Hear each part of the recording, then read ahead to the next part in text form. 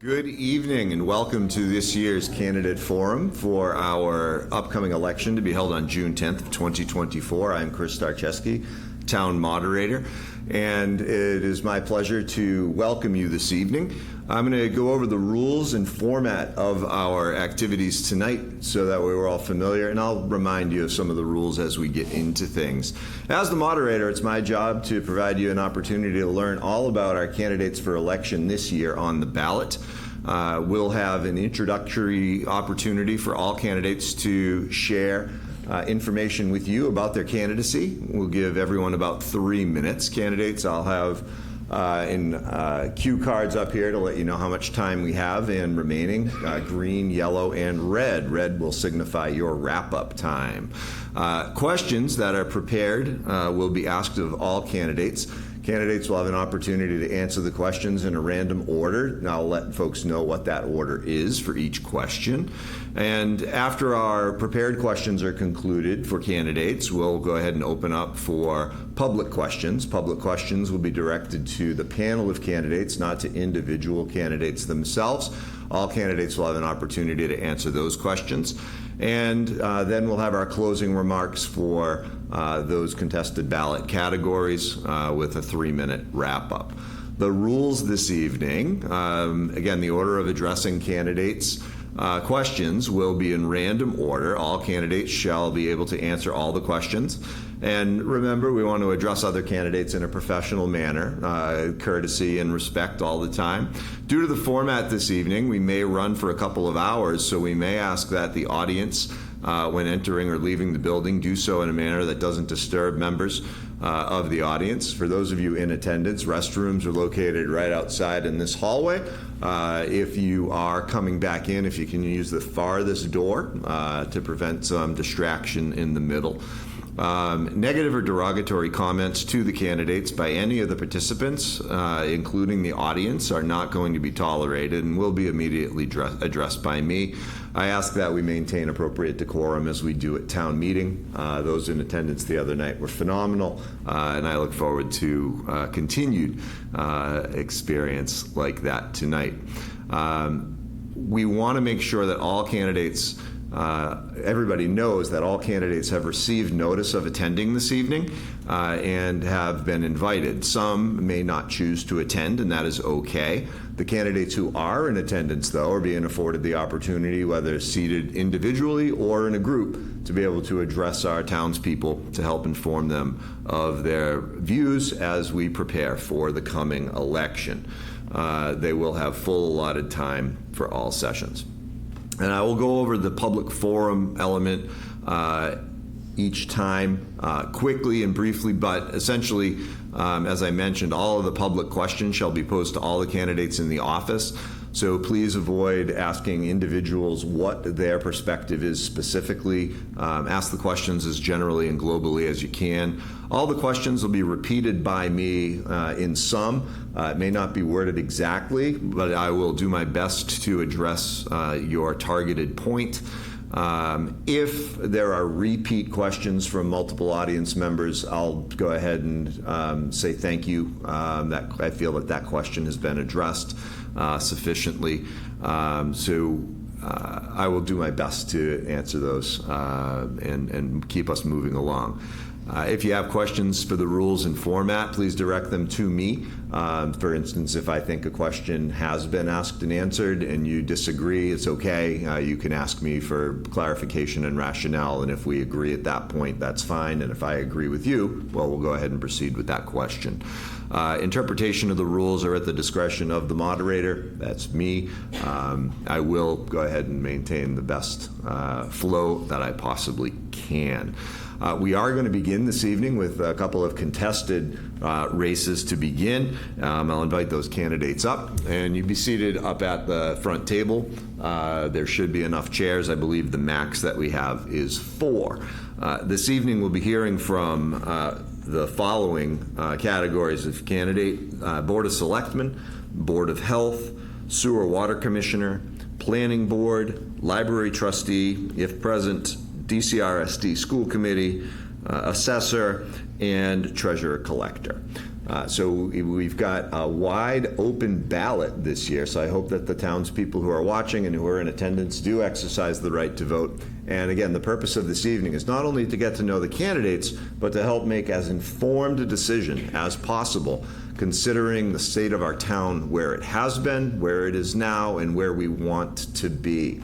Those of us who've been in town for a long time, maybe left for about 9 years or so, and came back, have great pride in all that the town offers, and we want to go ahead and continue to move forward in a positive way for the future. All was others, all others will be, right? We want to go ahead and attend to those. So at this time, it's my pleasure to welcome up our Board of Selectmen candidates. Please come and be seated. Mr. Stephen Sullivan, Ms. Jana DeShane, and David Durgan.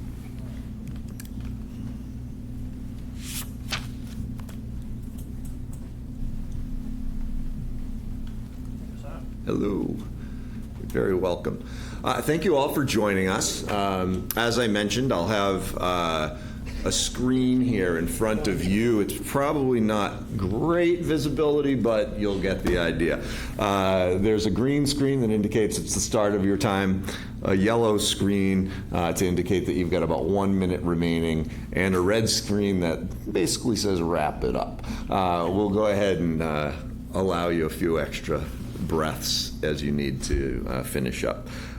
So as we get started, the first opportunity that we have, I'll start from the left to the right.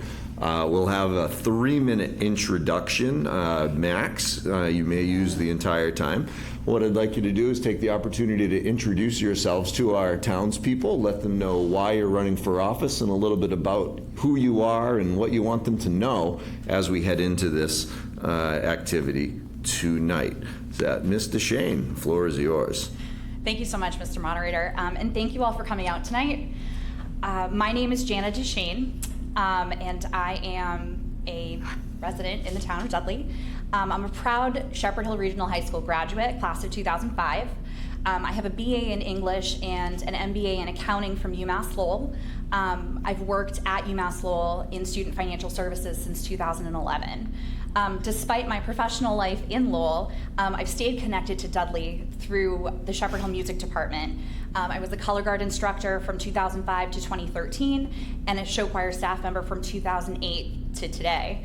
For the last year, I've served on the Finance Appropriation and Advisory Committee, and I'm a member of the Connie Banco Galley More Than Music Scholarship Committee, which awards scholarships to performing arts students that are looking to advance their education after high school.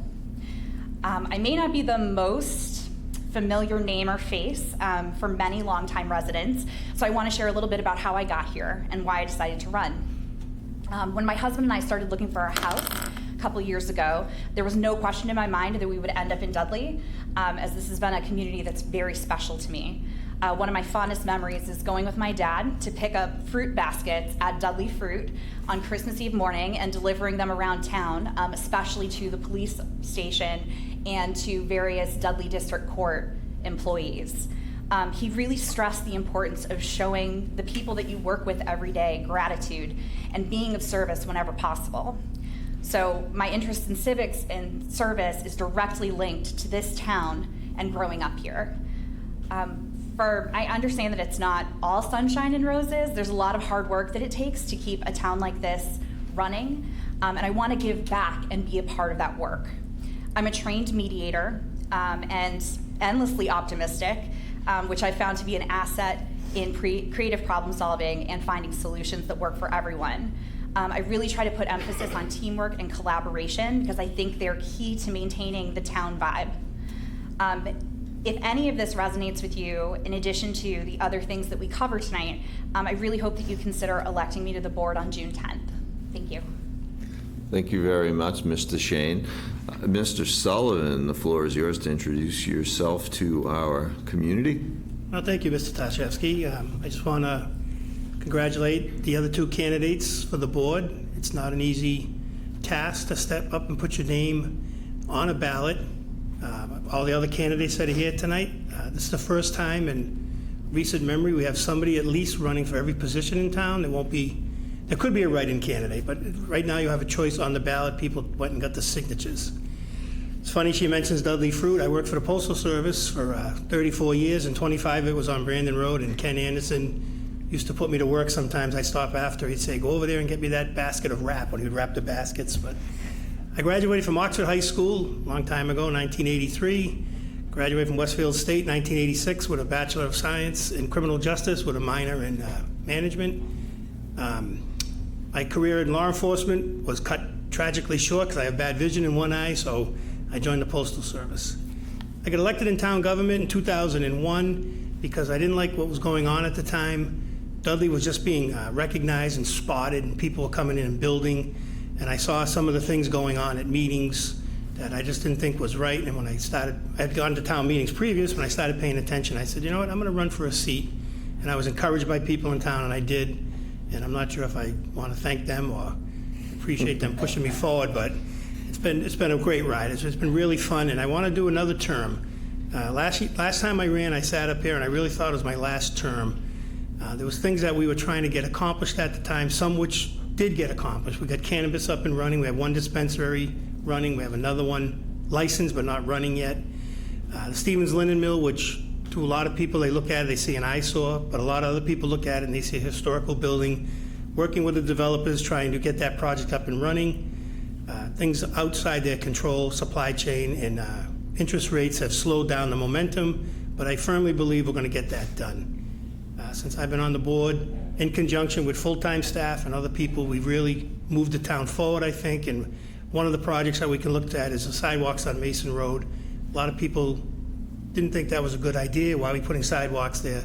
Well, it was done by a grant. People at Town Hall got that grant, and you go by that now, the sidewalks are being utilized, whether it's kids, adults, people pushing a stroller, and it looks like they've been there for 100 years. So we'll get into other things later on, but that's basically it. That's why I want to do another 3-year term, and I would appreciate your vote. Thank you. Thank you very much, Mr. Sullivan. Mr. Durgan, the floor is yours.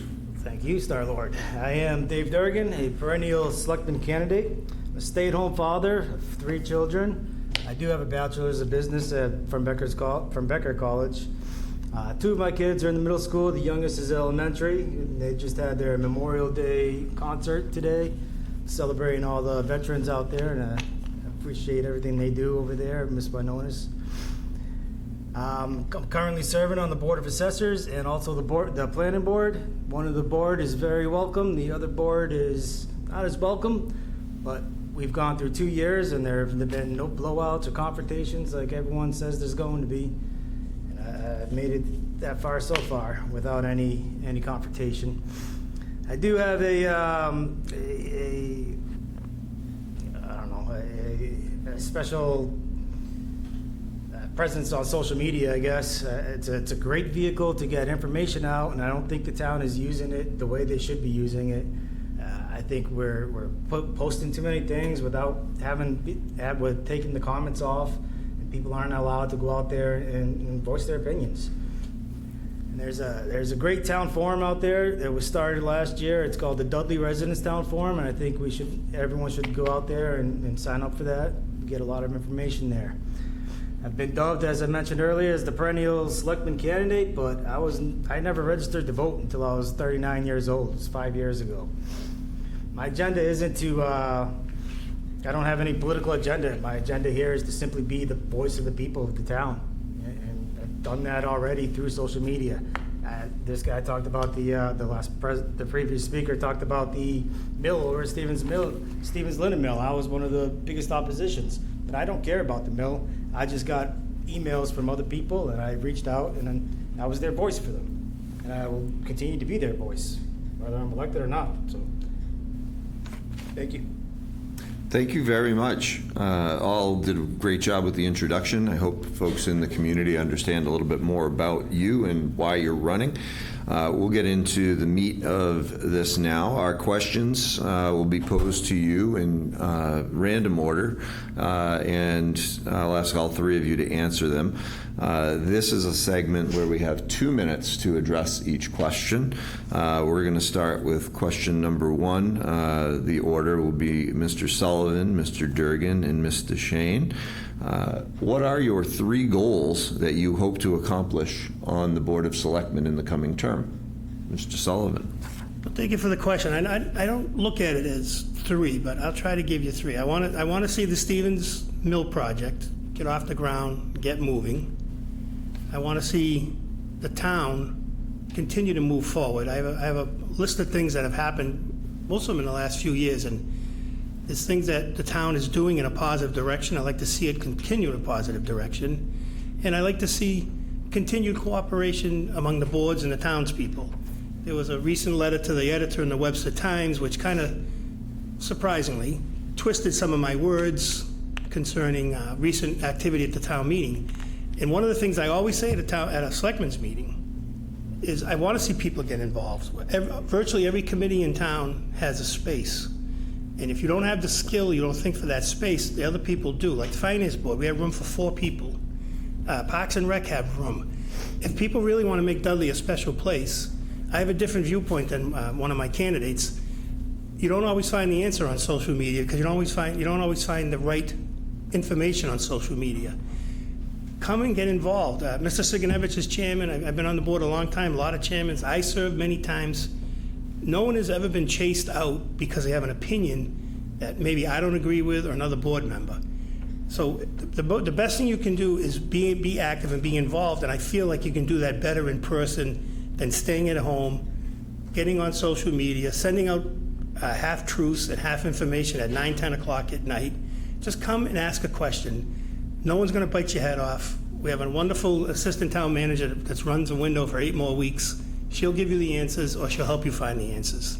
So I just keep getting involved and keep moving Dudley forward. Thank you, Mr. Sullivan. Mr. Durgan, what are 3 goals that you hope to accomplish in the coming term should you be elected? I'd like to bring back some Paul Joseph stuff. I want to see bring back around the around town type of discussion, so businesses can come out, local businesses can come out and plug their businesses and tell us, what they have. I'd also like to bring that into the industrial factors, in the industrial companies. Have them come out and tell us what's being made in Dudley, what's going out, and where their products are going. I mentioned last year that I want to see a restaurant district, and that hasn't changed. I still want to see one. I want maybe a pilot program, something to incentivize restaurants or breweries, something to come in here that will bring people to Dudley and say, hey, did you check out that restaurant in Dudley? That's where I want to go. And what's the third thing I like? Obviously, I want agricultural. We should be incentivizing our agricultural farms. I know they have this state 61A chapter, discounts, but I think we should be really pushing agriculture in this town. It's a worldwide problem that's disappearing, and we should be the people that are pushing this. The town of Dudley started in agriculture. We should make it strong and strengthen that to the end. Thanks very much, Mr. Durgan.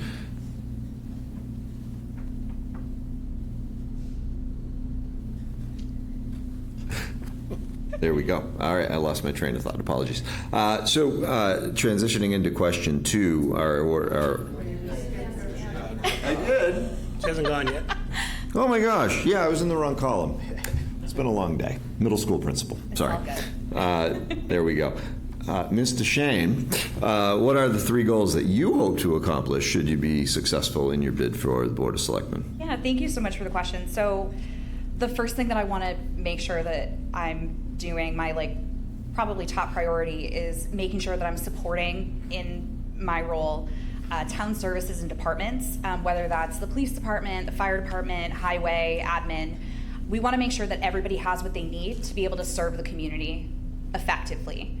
And I think the town has moved in a better direction to make sure that they're meeting everyone's needs, but I just want to see that continue. The second thing that I have kind of fleshing out as a priority is increasing in community engagement. Just like Mr. Sullivan said, I'd love to see the boards and committees filled. I think that makes for such a vibrant community when you have more voices at the table for all aspects of what keeps the town running.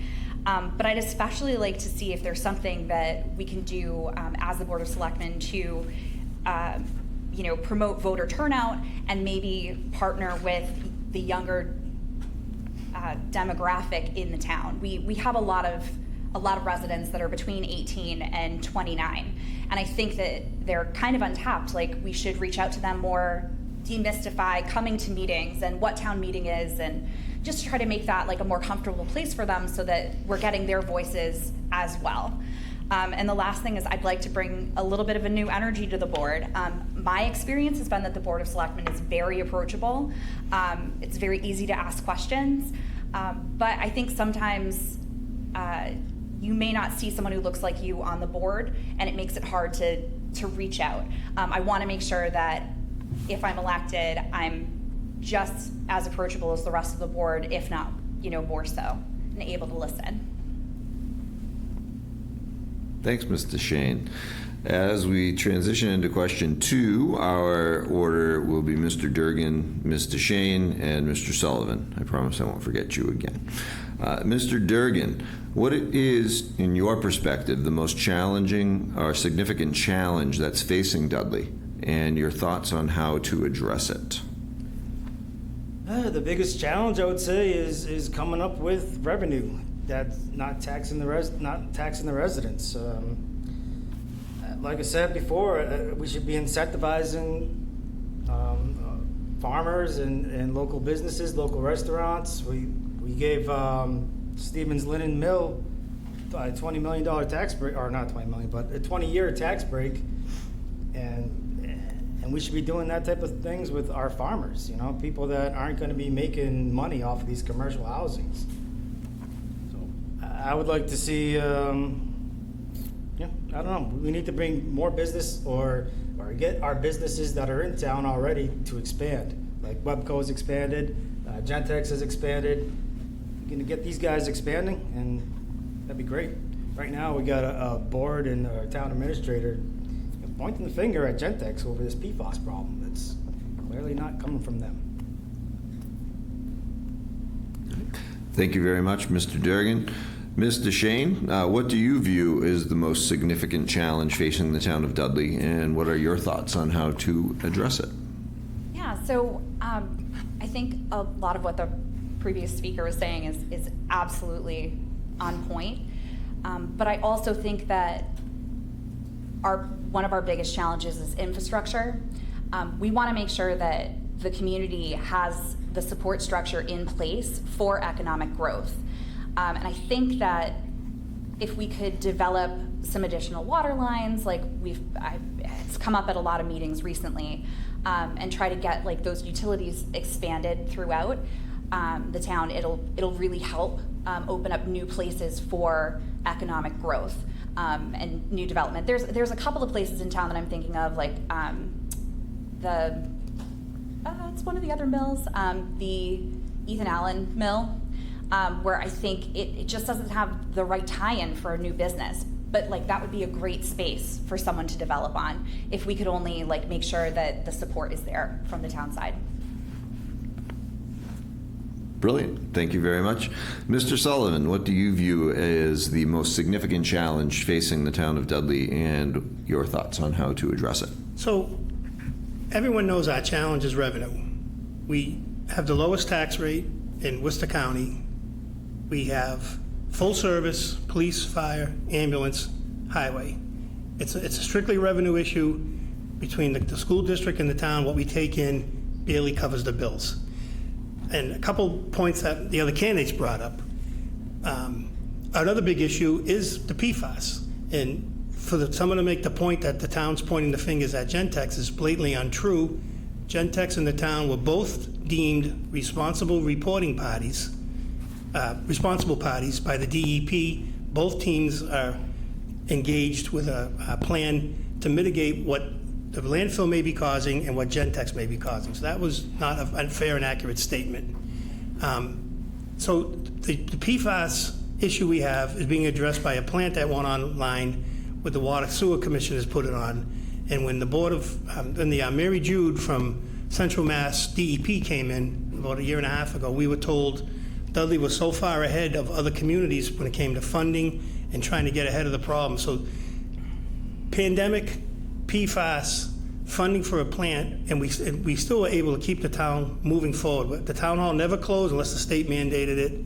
We had a drive-up outside that Mr. Reuter, as town administrator, we purchased a toll booth, outfitted it with computers and electricity and heat for the people that worked it.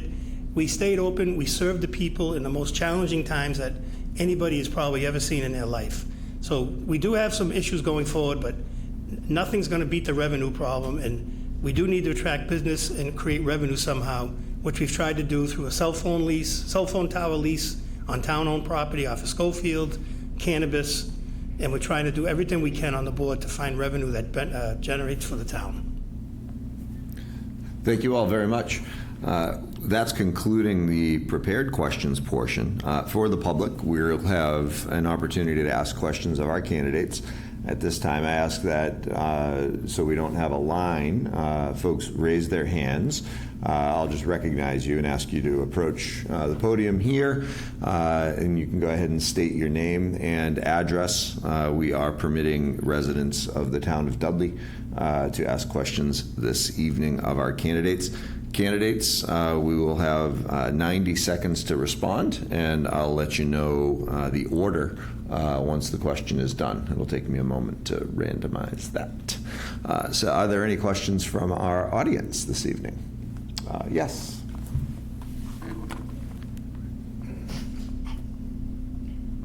Good evening. Pardon me. It was mentioned from the previous questions answered, the mill and its renovation, and that's a great starting point.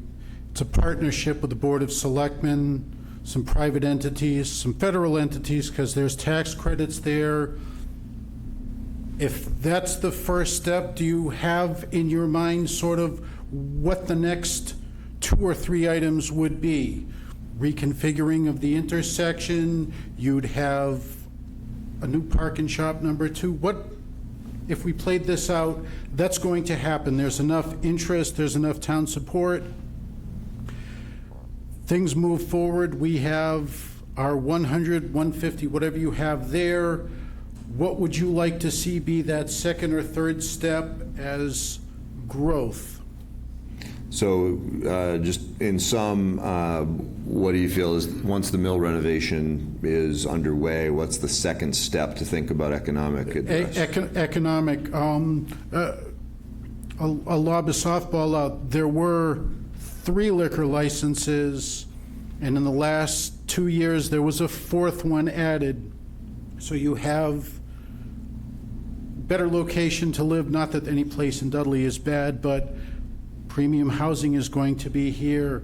Would you like to see that 5th liquor license added? Bakeries, walks along the water, the park that would be up the street over at the dam, eventually turning the corner to come up.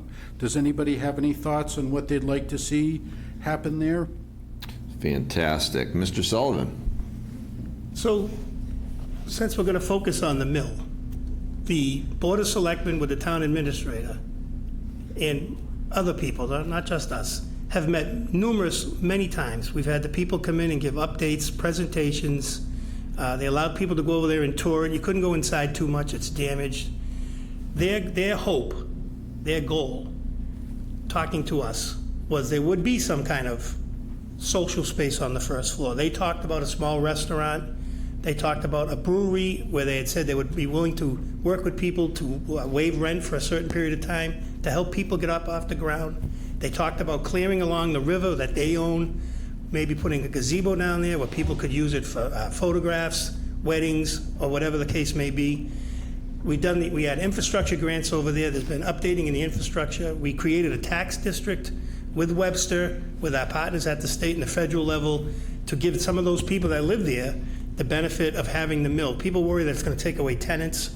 I don't think the demographic is going to meet someone who's living in the neighborhood. They're going to stay. But we have worked, I don't want to say exhaustively because that wouldn't be fair. Some people have worked exhaustively. The Board of Selectmen gets involved as the overseers. But we have worked, like I said, with the developer. We continue to work and we engage in dialogue. And I firmly believe that is going to be a showpiece that people are going to be proud of when it's done. And if what they're planning comes to fruition, we're going to look back and say, boy, I'm glad we didn't let that building fall down or burn down, as people have publicly stated on Facebook and at our meetings. They said they don't care if it falls down. I disagree with that. Thanks, Mr. Sullivan. Mr. Shane? I think the next step after the mill renovation is to try to figure out what we need to do to connect all of these kind of disjointed areas in town together. I know that there are plans to connect the sidewalks from like Shepherd Hill down through Airport Road and to make that area safer. But if we're going to have another kind of like bustling area of the town, how do we connect those two spaces? Like, what can we do to make it more of a walkable city? I know it's pretty spread out, but we want to make sure that the hubs that we have, people don't have to drive from place to place if they don't want to, especially since it is a beautiful town. It's a great walk. Like, I've headed down myself from Park and Shop back to where I live, and it's just a really like nice little walk. So I'd like to see more of that, more of those connections being made. Brilliant. Thank you very much. Mr. Durgan? Well, if this mill does get going and moving forward, it's been 2 years now, they haven't done anything. I would hope that they have to put in some kind of commercial thing in the first floor, because that's what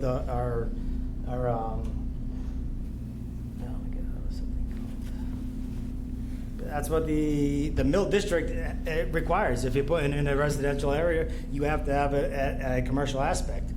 And I would hope they would put in a brewery or something, some kind of restaurant, like I was asking earlier. And it's up to them, it's their land, but I hope they do connect, like they say that they're going to, clear out that area by the river and connect it to Webster's.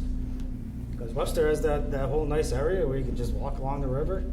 I would like to see that connected all the way to Dudley like it's supposed to be. Hopefully it does go through. Thank you all very much. Additional questions? Yes, sir.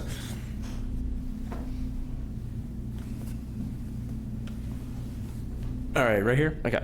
My name's Peter Mayotte. I haven't been in this town very long. I'm originally from Thompson. One of the biggest complaints I've heard about the town in general is the lack of sustainable jobs, just in general. How would the new additions to the town, the mill, the park, everything else, how would that help the job force in general, would you say? Thank you very much. Mr. Shane? So anytime we have economic development, I think it tends to be a code word for additional jobs. The more people that we have coming to town, the more people need like town services, and that's going to require like an increase in our workforce. Those jobs, once you have them, if you're careful, they don't go away. One of the things that I would love to see is our workforce in general in town, being able to retain them. In the last couple of months, I've talked to some people who used to work here and now do the same job in a different town for more money. And I'd love to like take a look at those comps, like look at these towns, what they're offering, and see how we can get our existing workforce up to par, in addition to adding some positions where needed. I think with Monday's vote on the audit committee, hopefully we'll be able to identify some staffing shortages. I'm hoping that'll come out of the overall view of town services, and that we'll be able to like create some jobs there. Thank you, Mr. Shane. Mr. Durgan? Well, if these mills come online and they actually do start producing stuff, they're going to be construction jobs, obviously, to start. But if they have if that commercial aspect in their mill is a restaurant or something like that, you're going to be getting waitress jobs and all these other people coming in. And I don't know how else to create jobs other than, moving forward with projects that'll create these jobs and helping these people incentivize with pilot programs or whatever it takes to get business into town and get construction up and running and get jobs in here. I know this marijuana company was talking about 400 jobs when they first came. Now all of the jobs aren't going to Dudley residents. I would hope that we would ask these new companies coming in, creating these companies or whatever they bring in, that they incentivize with Dudley residents first. Give the work to Dudley residents. Thank you very much, Mr. Durgan. Mr. Sullivan. So I'm going to try to answer the gentleman's question and some other points. So the mill on Chase was originally going to be a grow facility attached to the dispensary. So the folks that are doing it right now are not planning on renovating the entire mill to a grow facility, but they have been meeting with potential tenants to create a small economic, well, it's a big building, to create a small economic hub down there. I know for a fact they met with a couple people. One was like a, I'm going to say artist group that wanted a certain amount of space to bring people to town, to do shows, to eventually try to bring some people in. You're going to hear later probably when people get up for water sewer, our biggest problem is infrastructure. We can't provide we can't provide water that sometimes sustains manufacturing. The DEP mandates how much water the Water Sewer Commission can pump daily, and I'll let them handle that because that's not my purview. Water Sewer's elected, they do their own thing. So, we talked about industrial. We had a parcel behind the courthouse that the town owned land that's zoned industrial. We had a state grant that cost no money. They came in, they came up with just a conceptual plan. This is what could maybe go there. It was a plan that they put together, talked about the site, and before we even presented the plan, people were publicly out against it. They were questioning access, location, and I get it. No guarantee we're going to put it there. We tried to do something with grant money to move forward, already a town-owned parcel in a properly zoned area, and we got pushback. So again, it's part of just being involved. Come to the meeting, hear it first, then form your opinion. Thank you very much, Mr. Sullivan. Additional questions from our audience? Yes, ma'am.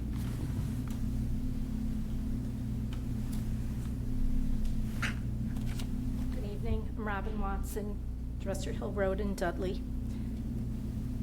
Selectmen run the town along with the town administrator, and I believe they should have corporate executive experience or a degree in business or finance. And I also believe they need to be open to the voice of the people. A few years back, as one of the candidates mentioned, Paul Joseph would stand up for the citizens in this town against anybody else on the board. And I'd like to see that happen again. So for each of the candidates, what type of executive experience or education do you have, and how would you be open to other people's opinions that may differ from yours? Do you want to stay here or close it down? No, thank you very much. I'm just making my notes, so if I have to remember this, I'm all set. Mr. Durgan. Okay. As I mentioned earlier, I do have a bachelor's degree in business management over from Becker's College. About 20 years old, but still effective. Yeah, I'm definitely very opinionated online, and on the boards that I'm on, I've respectfully presented my opinion, so I would have no problem being the Paul Joseph that we need. The person that's going to step up and say, hey, this isn't right.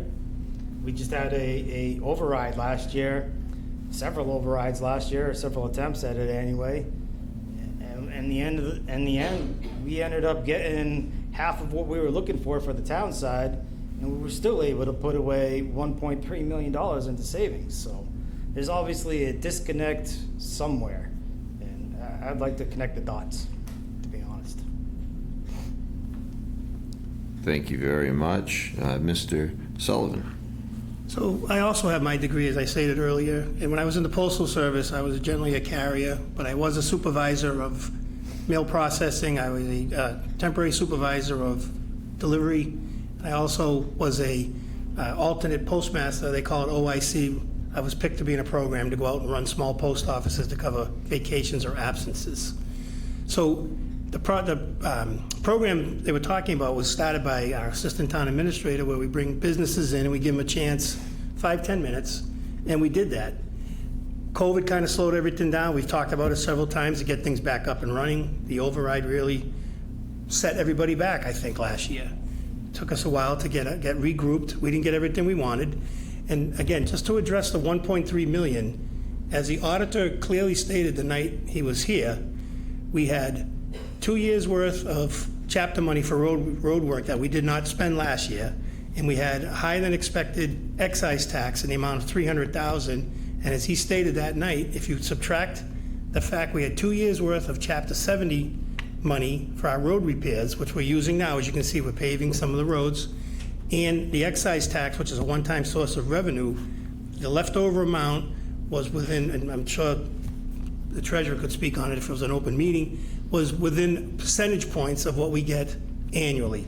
So yes, we had a one-time higher than expected monies that we put off to the side, but they're one-time sources of revenue. We're not going to get a double payment next year. And unless excise tax is still projected as high as it was last year, I think that was a one-time as an anomaly, and that money's already gone through the budget process. Thank you, Mr. Sullivan. Mr. Shane? So, as I said, I hold a master's in business administration with an accounting option. I've been working as a functional accountant since 2011 at UMass Lowell. One of the things that I do is working with the state and reconciling and balancing and those kinds of things. But I work with the state intercept program and with collection students, students that haven't paid their bill. As you can imagine, my professional life has me butting up against people with differing opinions often. And I like to think that my background in mediation and just my general personality helps me move through those things and try to find common ground and workable solutions. I really want to make sure that when I'm leaving a situation that maybe I'm not seeing eye to eye with another person, that we at least are able to take something away that we can use long term. Thank you very much. We do have, we are opening about 20 minutes for public questions, and we are down to the last window of time for that, if there is a last question from our audience.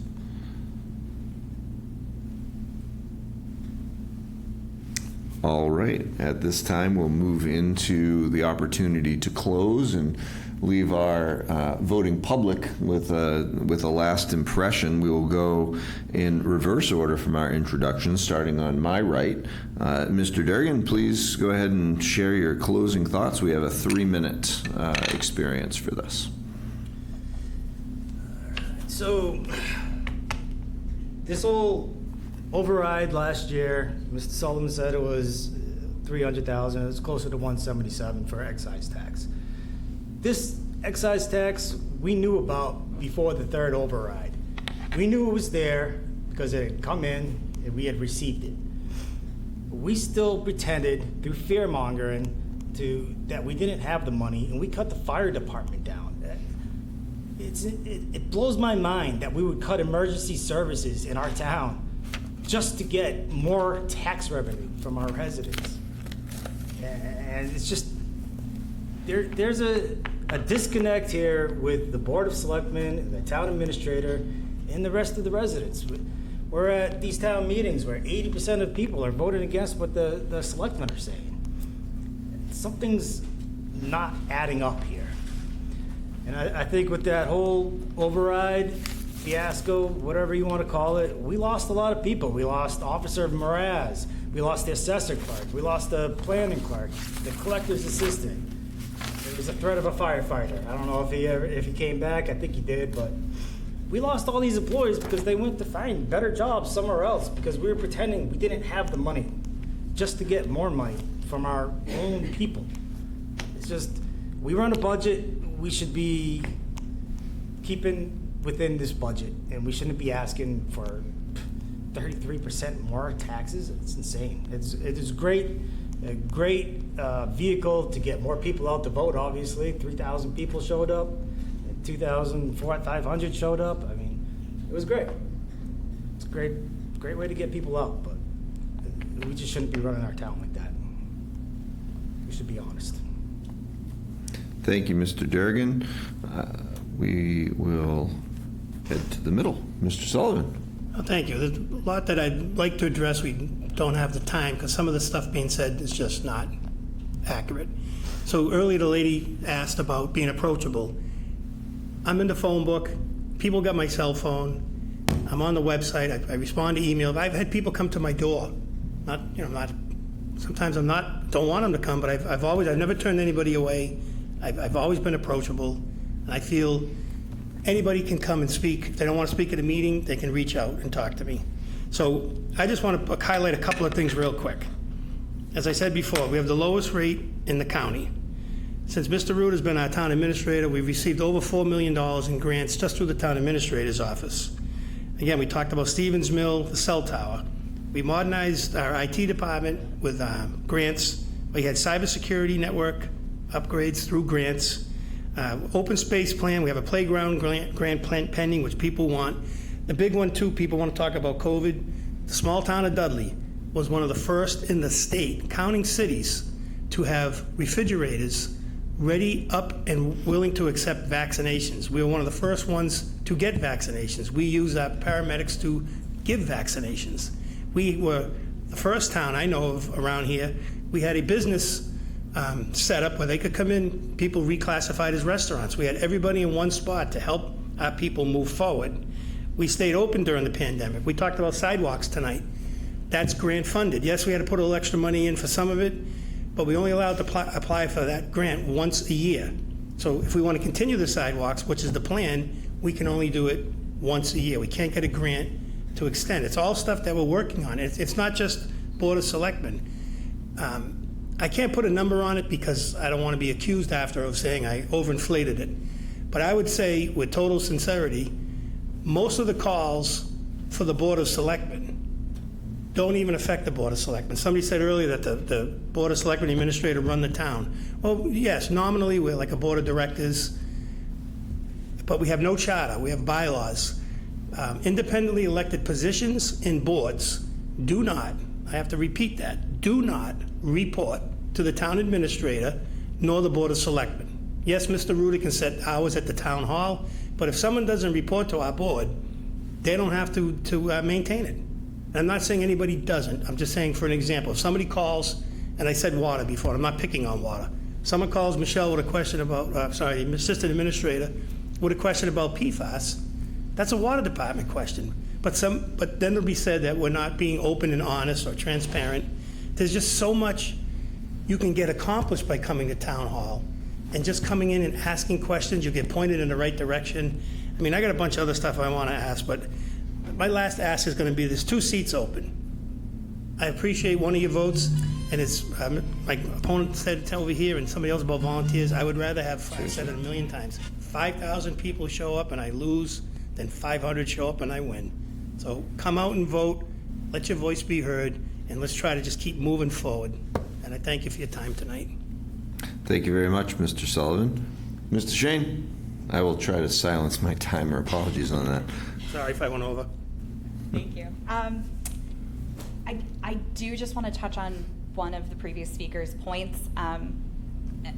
As someone who was in an FAA meeting when we got the numbers for the excise tax, it was a surprise to all of us, and that was back in September. Again, these meetings are public, they're recorded. We're certainly not trying to hide anything from anybody.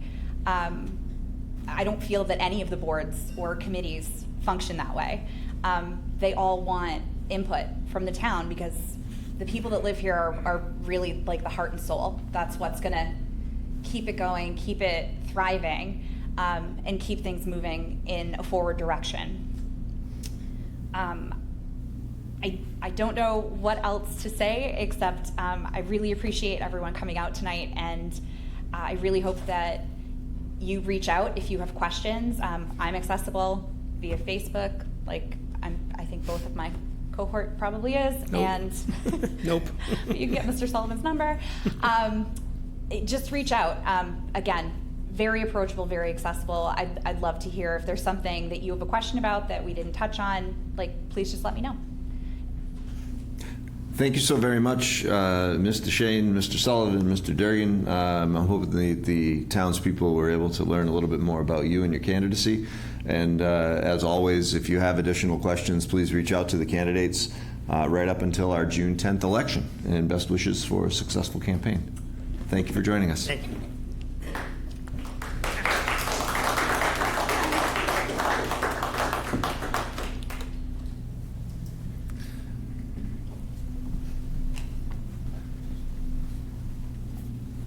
I'd like to take the opportunity to welcome up members who are present for the Board of Health seat that is open. Dr. Anna Chinaki-Durgan, Mrs. Monica Freund-Kaufman, Ms. Carmela Manzaro, and Mr. Theodore Zakowski.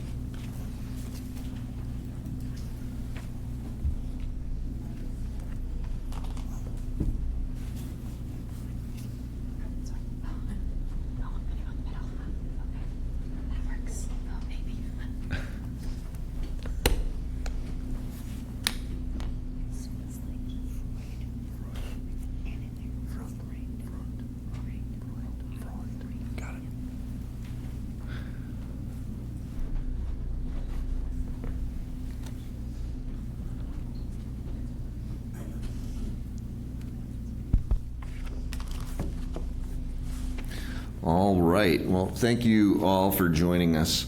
And apologies on the last name. You'd think Starcheski would get that correct. I'd like to give each of you an opportunity to introduce yourselves as candidates to our public. We'll have 3 minutes each to go ahead and complete that introduction relative to your candidacy. And again, we'll follow the same flow that I had for our Board of Selectmen. In this case, we'll begin on the left and work our way to the right.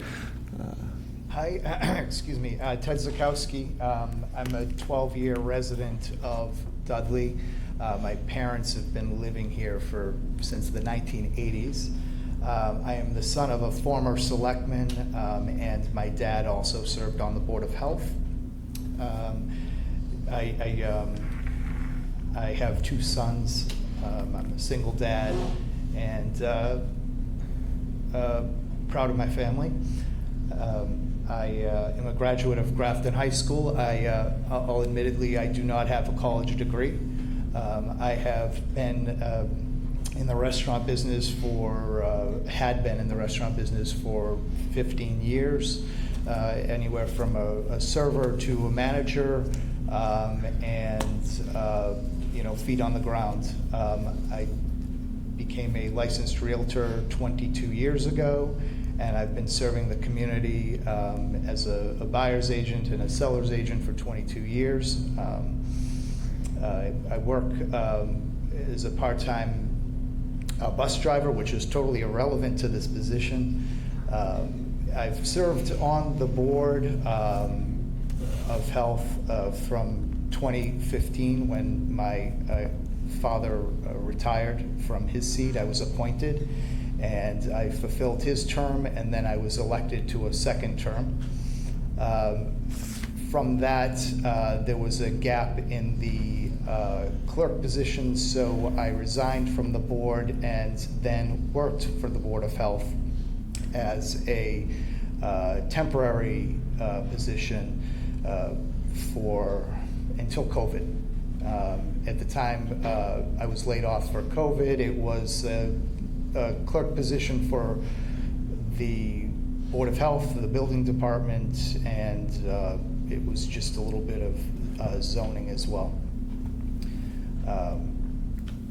After I was laid off from COVID, I became a bus driver, just as a part-time job. It's fun. So I have a minute left, and I think I've introduced myself. I'm comfortable with that. Thank you. Thank you very much. Dr. Durgan? No.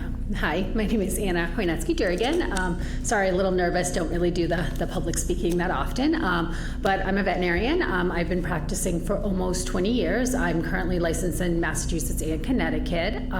Grew up in Dudley. I love this place. My parents are still here, so after I had my 3 kids, I was like, where else do I want to be? I want to be in Dudley. I want to raise my kids with the same opportunities I had.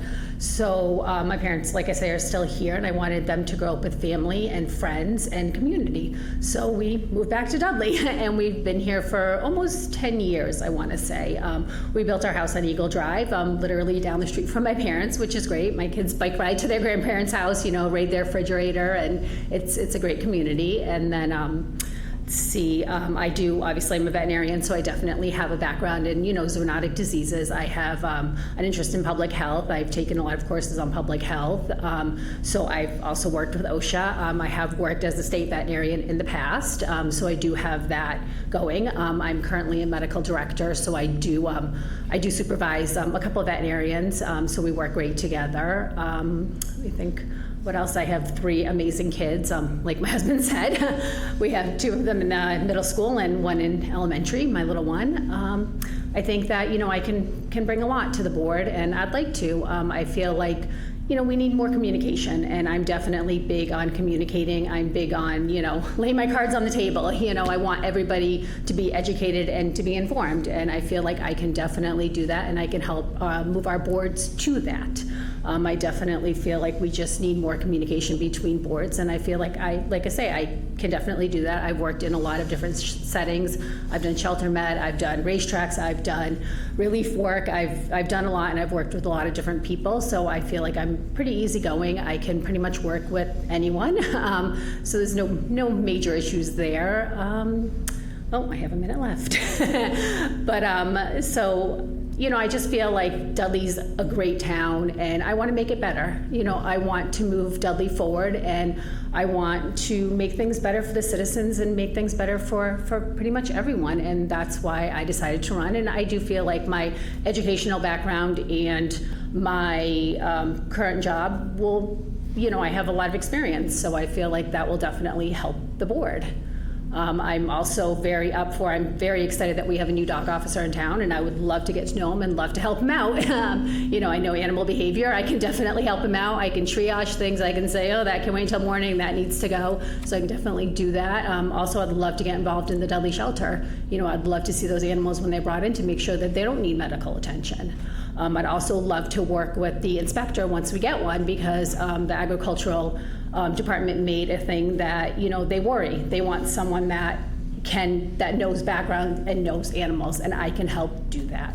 So, sorry, my time's up. I tend to talk. Sorry. It's allowable. It's a citizens forum, so they can learn a little bit about you. Ms. Freund Kaufman, you have the floor. Thank you. Is this on? Okay. Good evening, everyone. Thank you for coming. I am thankful to my fellow candidates and also to Mr. Moderator for his help in this evening.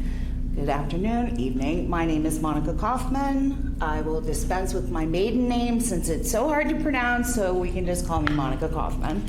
I've lived in Dudley since 1990. I left for higher education or jobs, but I always found my way home. I'm a licensed and registered pharmacist in the state of Massachusetts, and I have a strong public health background. Before becoming a pharmacist, I was a high school biology teacher. I'm running for the Board of Health because I care deeply about our town, and I was very concerned after reading the front page Telegram and Gazette article in April about the hiring of our health agent. Then, to figure it out, I watched 11 and a half hours of Board of Health meetings back to October to try to learn more about the issues on the board. It's important to me to thoroughly research things before volunteering to be a part of the solution. When I see a problem or things that could be done better, I roll up my sleeves and dive right in to help where I can. I'm a natural leader, but I also understand the importance of working on a team. The mission of the board is education and enforcement, particularly the Mass state sanitary codes and state environmental codes. It is crucial and sometimes a matter of life or death responsibility placed on the board to make decisions that keep us all safe. This requires a person to be extremely detail-oriented and knowledgeable. It also requires sustained effort to learn about areas that one is unfamiliar with and a commitment to researching those issues in order to come to Board of Health meetings prepared. I am 100% committed to these responsibilities. When elected, I will work collaboratively with other members of the board to make our Board of Health a model for others in the region. I'm a leader, a researcher. I listen to residents and will make sure that matters before the board are handled in an efficient way. I love this town. I want what's best for all of us by ensuring that we are all safe. For these reasons, I humbly and respectfully ask for your vote on June 10th. Thank you again to everyone who came out tonight. Brilliant. Thank you all very much for your introductions. At this time, we'll transition into our prepared questions segment. You'll have 2 minutes to answer. The order has been randomly predetermined. Our question number 1 is related to 3 goals that you have to hope to accomplish should you be elected to the position on the Board of Health. Ms. Durgan? I guess my first thing is communication. I really feel that communication is important and open dialogue. And I feel that as the Board of Health, I think that we need to reach out more and communicate with other boards in our town. I would really like to see us, communicate with the Agriculture Department. I feel like there's a lot of overlap between us, but I feel like there's a lot of miscommunication there. So I guess my number 1 thing is to try to improve communication between the boards. The other thing that was brought to my attention recently, which was a little upsetting, was it turns out that our Title V septic inspector, there's no licensing or certification on record in the town of Dudley, and this man is going out and inspecting our septic tanks. And it's a little upsetting because the Board of Health is responsible for making sure that all the proper paperwork is documented and available in the town. So I don't know if, this is our previous one, I don't know if he was not certified or licensed through the state. There's no information in the town hall about it. But I do know he was inspecting, and that puts our community at risk. Obviously, if the septic system leaks, it contaminates property all around us. And also, it causes legal issues for the town of Dudley. So I want to make sure that all the licenses and certifications are up to par before these inspectors go out on public property. So that's very important to me. I also want to test private wells for PFAS. Currently, private wells are not being tested, and we all know that PFAS is bad and can cause cancer. I want to make sure that the wells are appropriate. I want to make sure that our kids and our families are safe. And I also want to make sure that new construction that has wells, those wells are being tested, because currently they're not, and the Board of Health decided not to test them. So I want to reopen that dialogue, and I want to look into it, and I want to see what we can do about it. They are being tested for radon and a few other things. I would like to add PFAS to that list. I think that's really important. And I want to make sure that all the wells in Dudley are safe, not just our public water. Wells are also part of it, and I feel that we definitely need to look into that. So those are kind of my 3 goals that I'd like to accomplish, and hopefully I get the opportunity to do so. Thank you. Thank you very much, Ms. Durgan. Ms. Kaufman? 3 ideas that I have for the Board of Health. One of them I'm already working on. 2.5 weeks ago at the Board of Selectmen meeting, Chief Karlowitz got up and introduced a noise ordinance as an article on the warrant for town meeting. And I sat and listened to it, and it's very comprehensive. However, there were no objective measures to actually say, if you are louder than X, and we measure it in decibels. So if you are louder than 55 decibels, this can be enforced. So there were no objective measures in the warrant article. So he and I were speaking offline behind the scenes, kind of between that Board of Selectmen meeting and town meeting. And Chief and I, well, it's not my decision, but Chief decided to pass over the ordinance until the fall. So in the meantime, I've been working with Chief, continually doing a lot of research to figure out how we can get a enforceable ordinance, and it actually falls under the purview of the Board of Health. So I would just be continuing my work with Chief and also the health agent in terms of getting a noise ordinance through. My second issue is, I know it's challenging financially, but Amanda, the clerk, is basically working in 3 different departments right now, and I feel that a lot of things could be working better if she was dedicated to the Board of Health. So I would be looking at some ways to free her up so that she could be spending more time with the Board of Health. And the last thing is, Board of Selectmen has laptops. They got them through a grant during COVID, and they use them at all Board of Selectmen meetings. And if you sit out there and watch, they're here with their laptops. There's no paper moving around. It's all very professional. And so I am hoping to get a grant for the Board of Health to get laptops such that we can be organized and have our things together, not shuffling papers around, and everything would be in one place. It would be linked to the OneDrive through the town. I'm almost done. Would be linked to the OneDrive through town, so you can take it home and actually look at stuff while you're home to prepare for meetings. So those are my three things. 1, noise ordinance. 2, find a way to free up Amanda to help the Board of Health a little bit more. And then 3 is to get laptops through a grant. Thank you very much. Mr. Zakowski. Yes, thank you. So when I think of 3 areas to improve or to work on, it's a hard question, and because of my experience in the Board of Health, there are so many smaller items that are day-to-day, feet on the ground, looking at septic plans and well systems and the permitting processes for all of the different areas that the Board of Health covers. But a couple of areas, I agree with the other candidate that the wells are going to become an issue with the PFAS. The town, the corner office, and the water department are dealing with the overall public water, but the private wells are certainly very important and going to become a high priority for testing. How will that be done? Who's going to pay for it? Is it a homeowner priority, or is it something the town has to pay for? I have no idea, but it definitely is something that's going to be the most important issue in town. The noise ordinance, I just want to comment on that.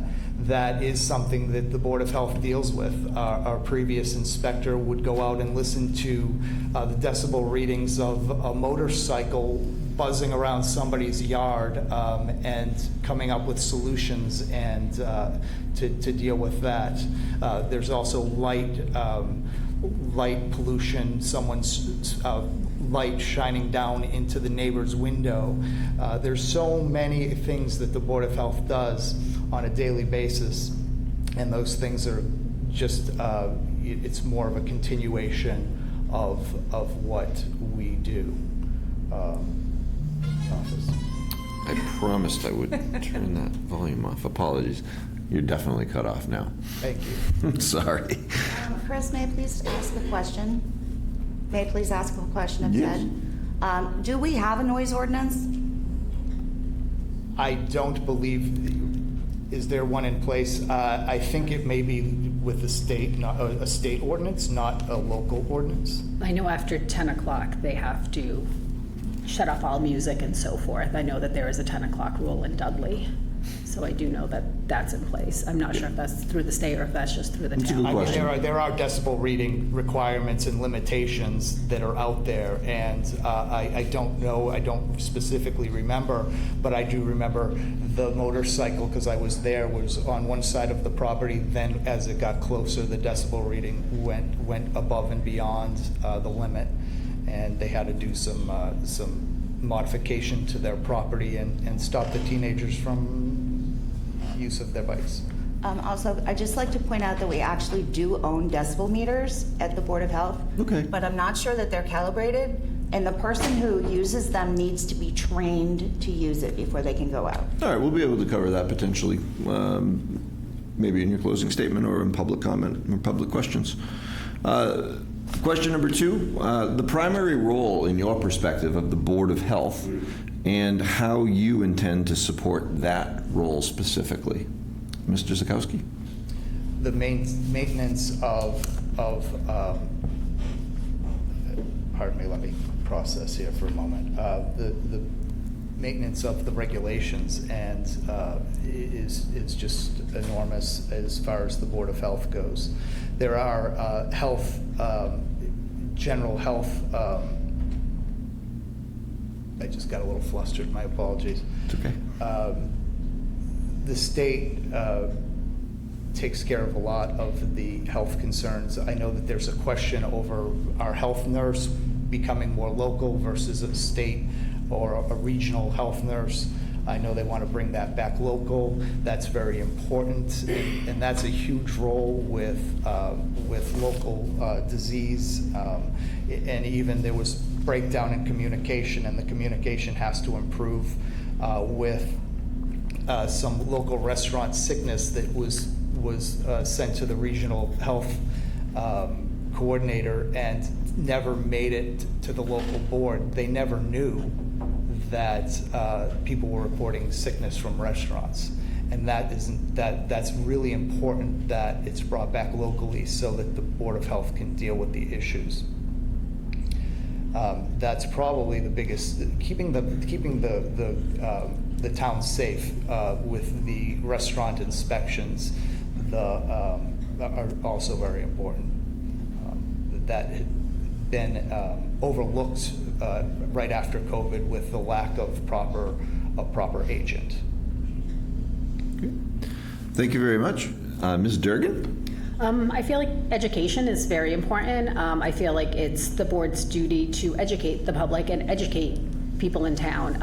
I was pretty upset over the whole food inspection. A comment was made that the restaurant was not aware that they were not following state regulations. And that was upsetting because the restaurant had been open for years, and according to the Board of Health, they were inspecting it twice a year. So I just kind of felt like, why weren't they informed that they weren't following the state regulations? It really upset me that the Board of Health is inspecting, but are you not educating these restaurants on the proper, just the regulations of the state that they should be following? So I feel like education is very important. Also, the agricultural department brought up, if there's an animal inspector, this person needs to be educated in animals, because the agricultural department is 100% correct. If you have someone that is inspecting a farm that does not know about zoonotic diseases, they can literally wipe out their entire farm by stepping on their property and not doing it properly. So that's the other thing. I think that we really need to focus on education and making sure everybody is 100% informed of what's going on, make sure everybody knows the regulations, make sure they properly understand them, and make sure they're following them. So that's, the way I look at it is one of our jobs is to educate, and that's what we're here. And if we don't know the answers, then we need to look it up, we need to figure it out so we can help people and we can properly educate people. That's, my big thing is I educate people every single day in my clinic. That's what I do. I educate people, and I'm a huge fan of it. And I love educating people. I love informing people. And that's what I want to do for the Board of Health. So I think that's about it. Excellent. Thank you very much. Ms. Kaufman? Wow, Anna just took all of my talking points. Thank you. So, I think we've had a lot of challenges from the education standpoint, but also I feel that Sometimes residents are feeling that their voice is not being heard. I'm thinking in particular about the draft housing regulations that just went through. I understand we haven't had a health agent in a while, a full-time health agent in a while, and it's always hard to come in to a situation that is slightly out of control and then try to rein it in. So I realized that the draft regulations came as sort of a very strict first draft, but there were 75 people here very angry during the draft proposal. And so I have noticed, though, that now I was here last night for Board of Health, and the health agent was very much like, listen, I listened to you guys, look what I did, I made all these changes for you. And so I think that we're starting to see more resident input coming in on these regulations. It's so hard because we have so much to do in the health department. But again, as Anna said, the education piece is extremely important. It's also extremely important to listen to residents so that we do not have contentious meetings, hopefully. And again, just being very cognizant that we need our town to be safe. And how do we communicate that and make ordinances and regulations that support all of us being healthy? Thank you. Excellent. Thank you all very much. Prepared questions have come to a conclusion. Done very well, by the way. Are there any questions from the public? We'll start left and work our way around.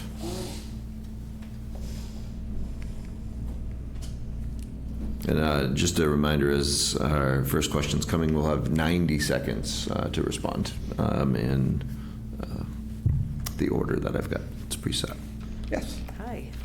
Roberta Johnson, Jonathan Pass. I am the chair of the Board of Health, going on my 8th year. Mr. Starczewski asked a lot of the questions that I wanted to ask, so I have some of your opinions. But one of the things I want to know, in this position, you have to deal with the facts presented for the issues, not false information. You must have no outside opinion until presented with the info.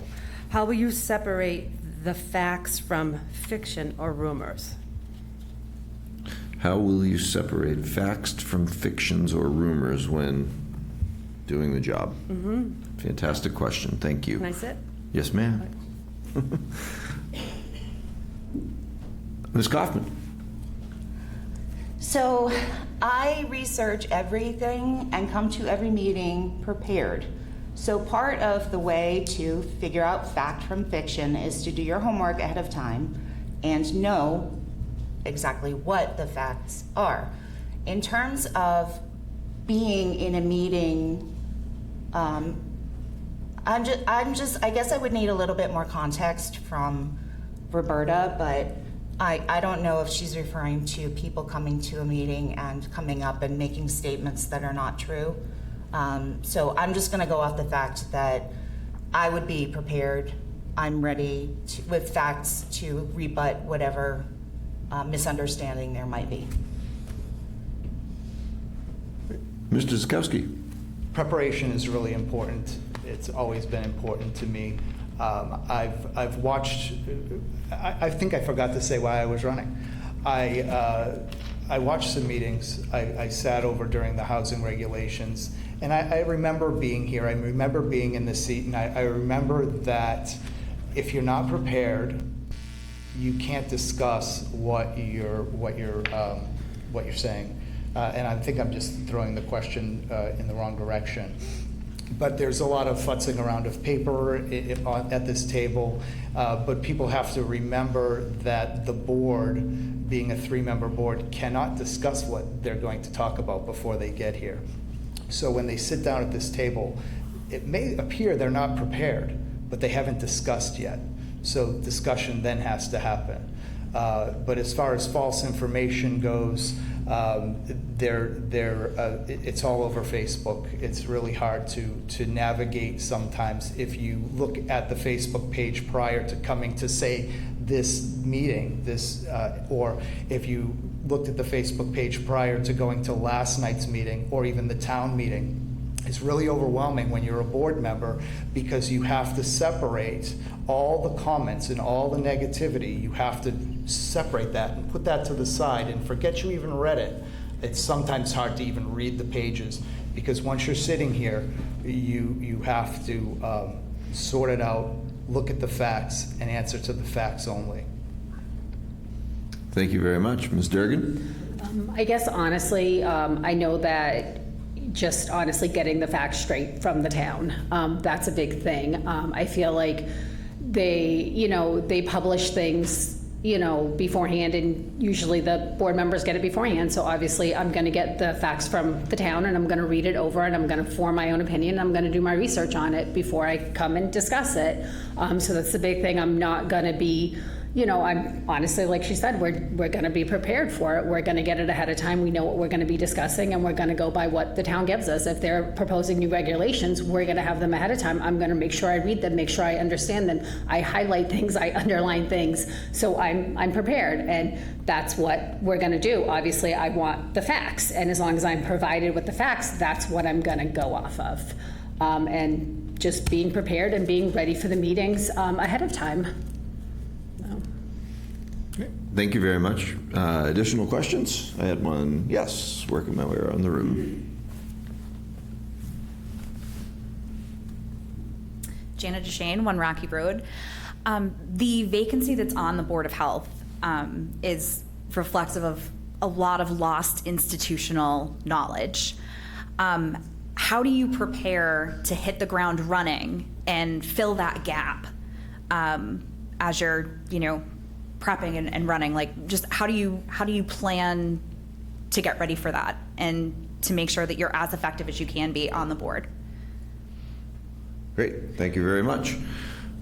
Ms. Durgan? Basic research. I'm a huge research person. I definitely do my homework, and that's what I will do. I will be looking at state regulations. I'll be looking at town regulations. I'll be doing, honestly, my research before I come in to the meeting, so I'm educated and I'm prepared to discuss it.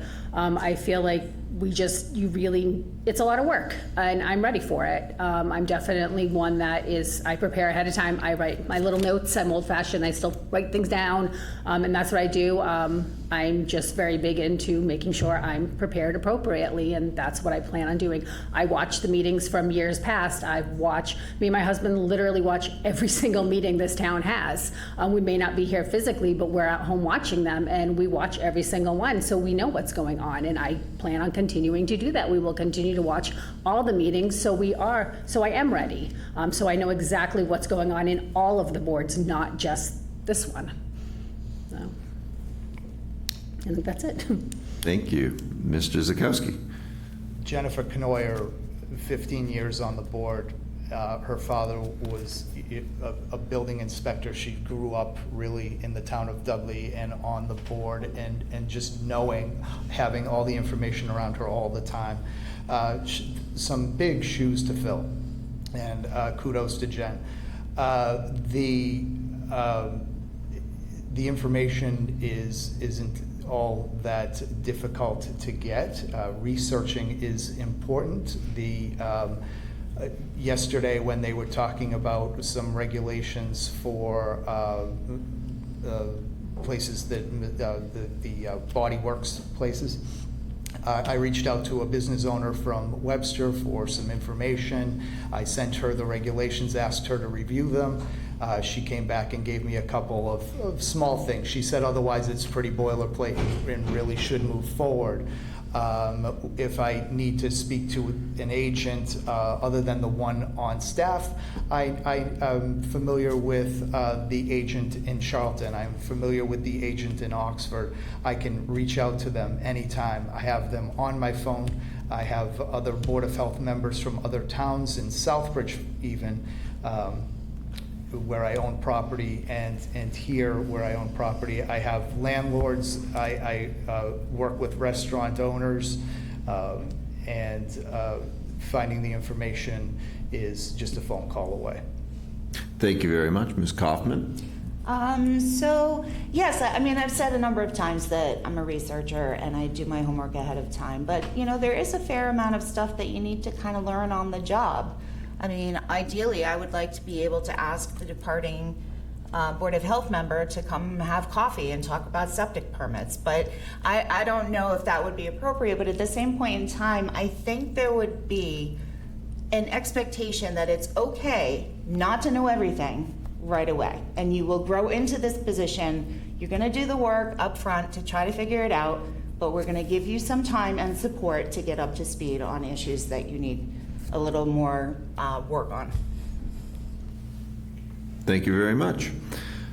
Additional questions, we'll make our way around here and then off, continuing to the right. Yep, Mr. Camignani. Good evening. Rich Carmignani, Airport Road, almost neighbor to Victor Calgren. I need to lay a few things down.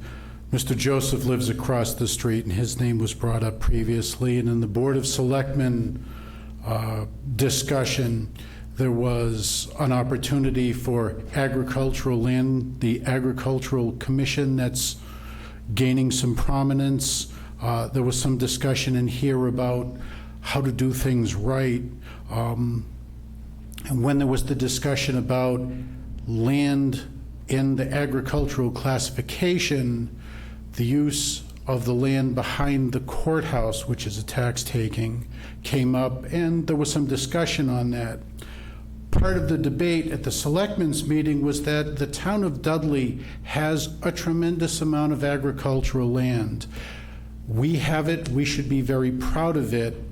Can you see a good pathway where the Board of Health is a very strong piece between the Agricultural Commission, the Economic Development Commission, the farmers themselves, to take the land that we have and get it to prosper? There had been a previous comment, incentivize farming, not just having a field hayed a few times a year, but let's triple the output on there. Let's make sure that through whatever means necessary, whether it's a state grant, whether it's local money, Dudley should be known as the place where, yes, starting very early in the spring and ending late in the fall, we can get fresh agricultural products. And it could be almost anything. It could be the livestock. It could be, you name it. I could set this up for another 10 minutes, but the idea that raw milk, back to the Paul Joseph comment, was not something that should be sold at a farm, not in the town of Dudley right now. However, Victor Calgren still, I wake up some mornings and I am in rural Dudley. The idea, instead of just a handful of beef being produced, I get one of those steaks from that place, Central Mass, Wagyu beef. So, to the panelists, thank you. Thank you. So, in essence, strengthening the partnerships amongst the various boards and commissions in town to maximize agricultural operations and expansion. And we'll start with Mr. Zukowski. That's a really interesting question. The Board of Health, as I understand, is just the permitting process for agricultural product as far as the milk goes. I remember the previous health inspector just went to the local convenience, the local dollar stores and said, hey, or in the corner stores, say, hey, take milk out of your business and then you don't have to permit it. So as far as farming goes, I honestly don't, I don't understand the question. To be honest with you, For clarification, the animal inspection, that partnership, the idea that all right. you would be promotion of the healthy livestock and what have you, not necessarily the growing of carrots. My apologies. All right. May I start over then? The time is reset. As far as the animal inspections go, they are mandated by the state. The state does provide a course structure for the animal inspector to be appointed. The selectmen appoint the animal inspector. So to clarify that, the Board of Health does not select the animal inspector, but the selectmen do, not the Board of Health. Just making sure he spoke clearly. The Board of Health does oversee the paperwork. The paperwork comes to the Board of Health. The Board of Health sends it to the state or files it because it's already gone to the state. So how I understand it is the Board of Health really has very little to do with the animal inspections. The Agricultural Commission is always welcome at a Board of Health meeting, anyone that I'm ever at. If they certainly have something to add, if they have any comments or concerns, they are welcome. How to build on agriculture, I'm not sure how the Board of Health can help. Thank you very much. Ms. Kaufman? Yes, I'm also slightly confused about the question. I agree with what Ted has to say.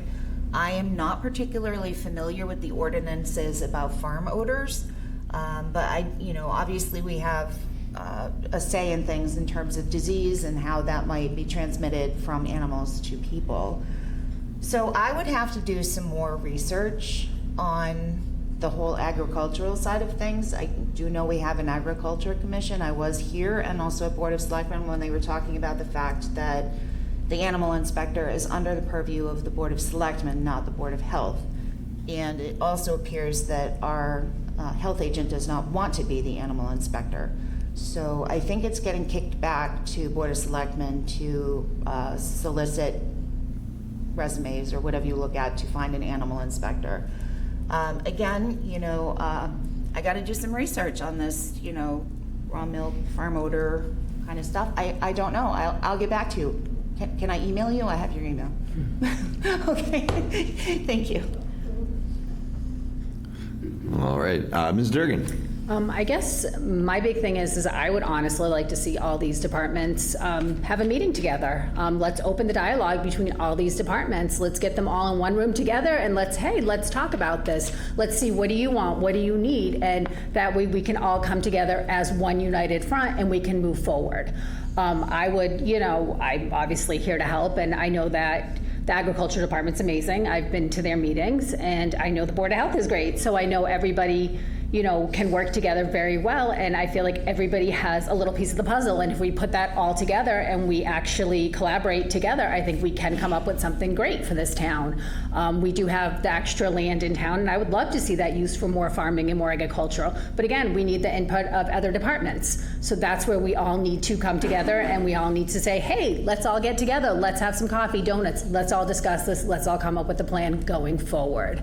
And I think there's going to be a lot of good input from the different agencies to do so, and I feel like that's going to be the best thing. It's not going to be hearsay. We're all going to be in a group. We can all discuss it, and I think that's the most important thing, is just getting together and working together and trying to find solutions, find ways that we can better this town, because there are ways.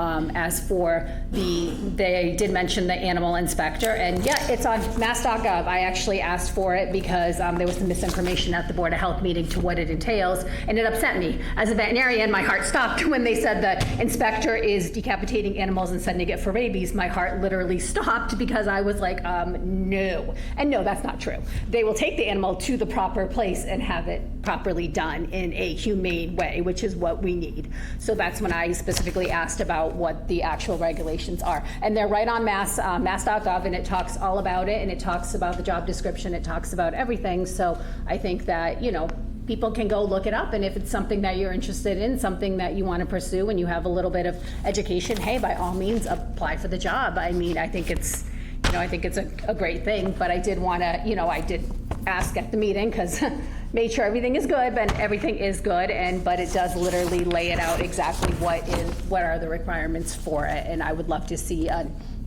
someone that can do that role. But definitely read it over, because it does involve a lot. Thank you very much, and particularly thank you for using the words humane and making sure that we're taking care of business the right way. Appreciate it. My heart stopped. Chris, could I just get one thing in? Not at this time. Okay. Mr. Sullivan, this is the last public question that we have an opportunity for. I'll give somebody else a chance if they want it then. Fair. Are there other questions? I believe you were the last to answer. Thank you. Stephen Sullivan, Cardinal Drive. Just want to clarify a couple of things that dovetails into my question. I don't believe Dudley has ever had a full-time Board of Health inspector. Going back as far as Chet Kalissa, I've been involved. It's always been part-time. And it was mentioned about the clerk covering 3 departments. Through a grant, we did a personnel study several years ago, and we took another position also. We combined 3 part-time positions into 6 to 2 full-times to try to give full-time coverage where the person may be doing Board of Health work, but if somebody came in with a question, they were able to be there in their office. So my question would be, it was brought up at the housing regulation, it has been mentioned before.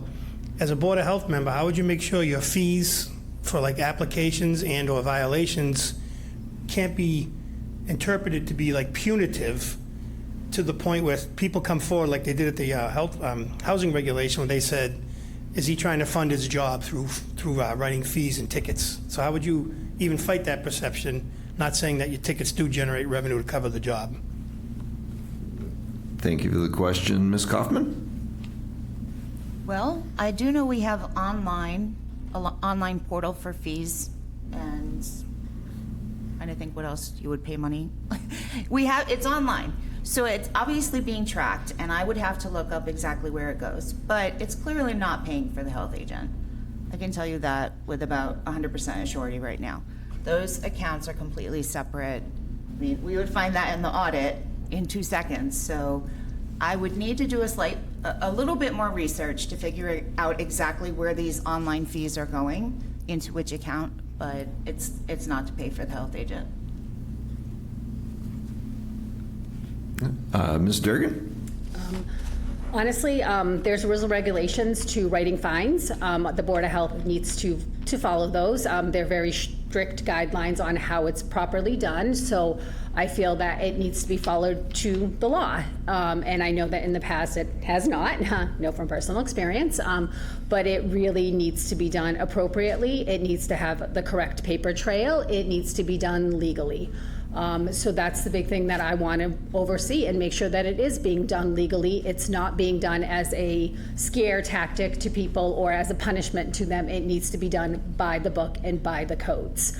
I know that that has been a problem in the past, so I'm obviously going to make sure that it's followed to a T. And as in, honestly, if people were saying at the housing that he's trying to fund his thing, why didn't they step forward and say that? No, he is a salaried employee per the town of Dudley. It is in the budget. It has been in the budget. He is not, most of our inspectors work on commission. They pretty much will, once they inspect a certain property, they will get a cut of that money. That's how a lot of them work. He does not work that way. It is a public fact. It is public record, and you can easily ask the town hall, and they have to by law provide you that information, and he's a salaried employee. So I feel like, again, here goes back to the education. I feel like more information needs to be set forward by the board to say the facts. Instead of people digging and coming to their own conclusion, the board needs to step up and say, no, that's actually not true. He's a salaried employee. Here's the numbers. Here's what it is.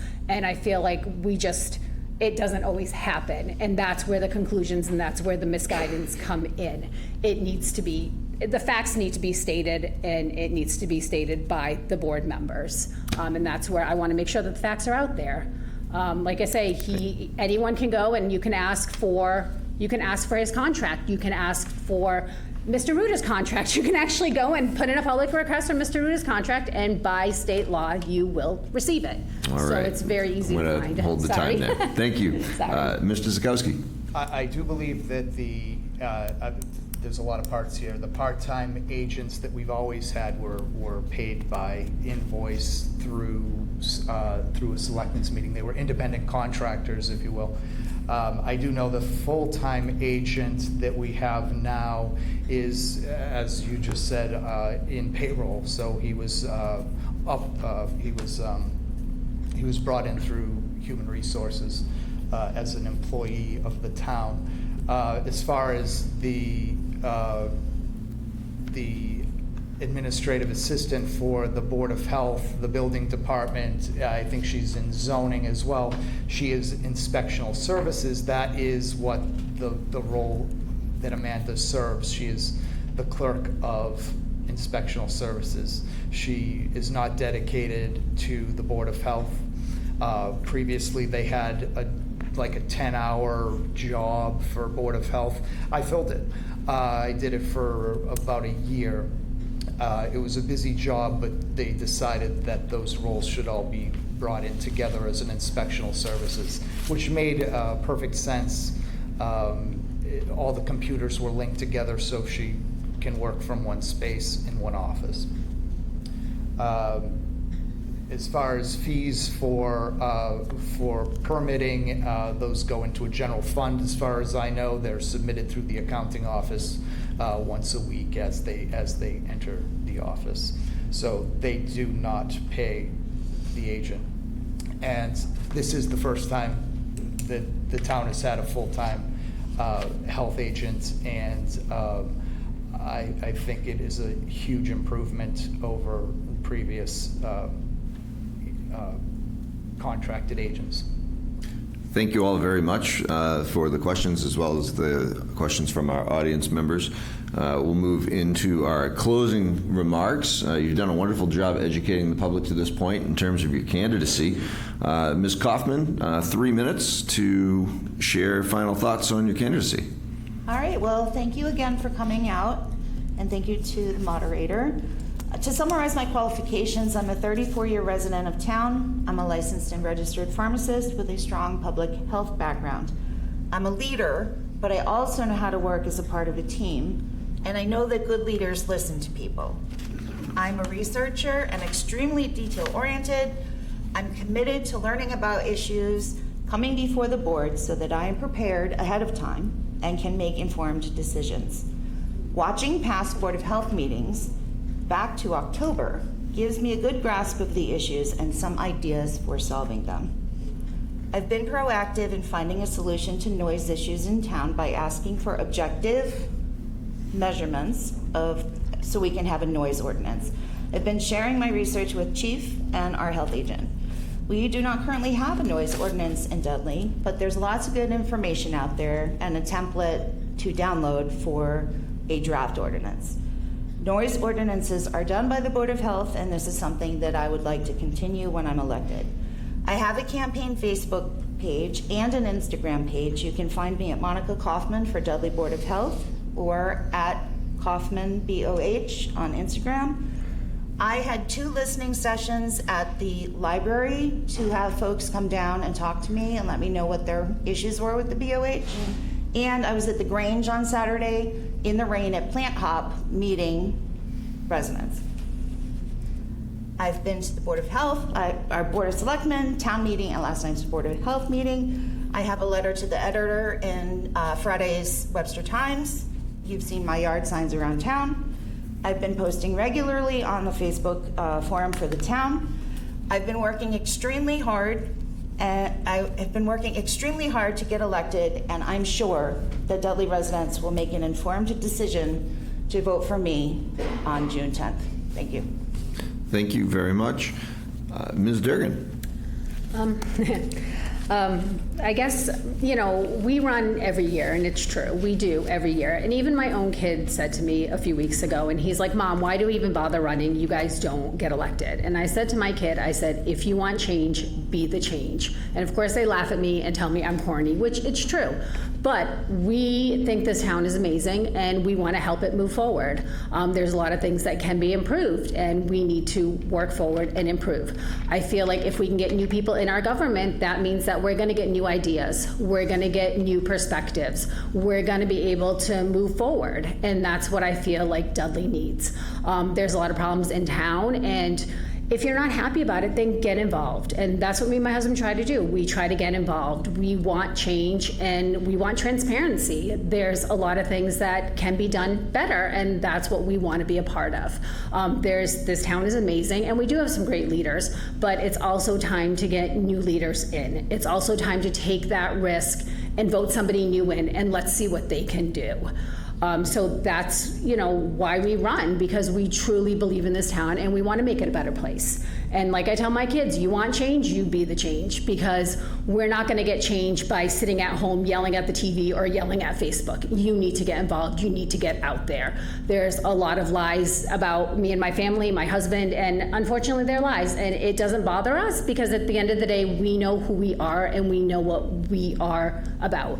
So honestly, if you actually take the time to get to know us, you'll see that we love this town and we just want to make it a better place. My kids are growing up here. They love this town. I moved back specifically to this town because I had such a great childhood. When I was growing up, Dudley was a town you wanted to be in. Dudley was a town that people literally moved into because our school systems were amazing. Our community was amazing. And that has changed in recent years. People are afraid to move into our towns because of what is going on. And we need to change that. We need to get these families moving back into our town. And that's what we want to be a part of. That's what we want. We want change so Dudley can be this great, amazing town that it was when I grew up in the 80s and the 90s. And that's what we need to bring back.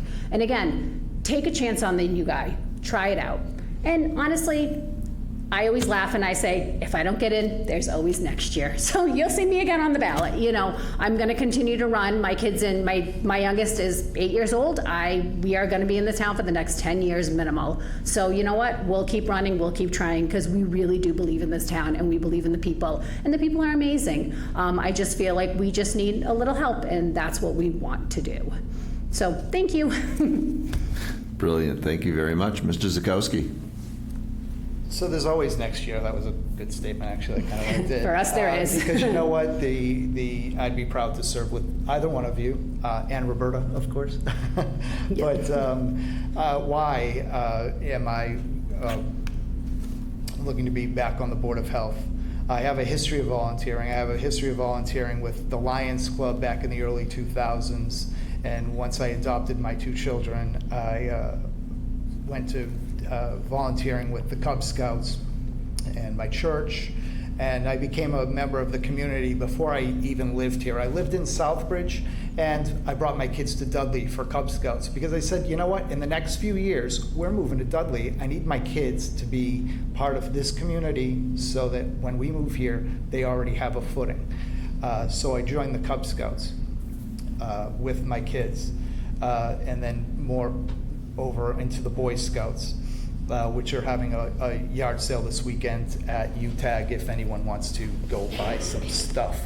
Why now? I found myself looking at meetings and saying, hey, board members, lift your head up, look, get angry, say something, be mean. I need to sit next to you again because you used to say out loud and say it loud what you meant, what you were feeling, and I know you have it in you. So replacing Jennifer Canoyer as a board member would be an honor for me. She is very outspoken, and I feel like I could really fit her shoes. Knowledge of the processes, the septic designs, the well systems, the permitting, the housing issues, so many things. Noise complaints, they come when they come in. When they come in, you deal with them as they happen, and it's always unforeseen. And yes, there's research. Yes, you have to know what you're talking about, and sometimes you have to say, listen, I don't know. I'm going to go do some research and we'll come back to this at the next meeting. And that's really important, to be able to to be able to look at it and come back and make informed decisions. I applaud the board on the housing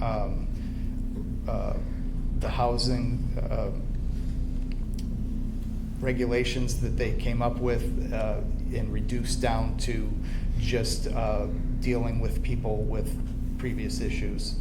I hope for your vote. I'm a simple guy. I am a bus driver, a realtor, dad of two. The other two members of the board are an ER nurse and a nurse practitioner.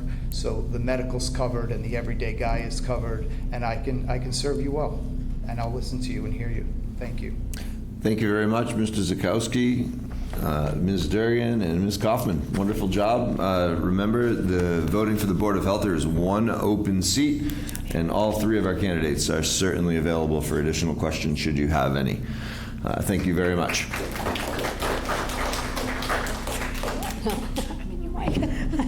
Go slightly out of the order that I had talked with a couple of the candidates about. Mr. Wetruba, I believe you are the only member of the planning board candidacy that's here. If you'd like to come on up. The planning board has two open seats. We do have three candidates for the planning board. We have Thomas Chinaki, Guy Horn, and Steve Wetruba.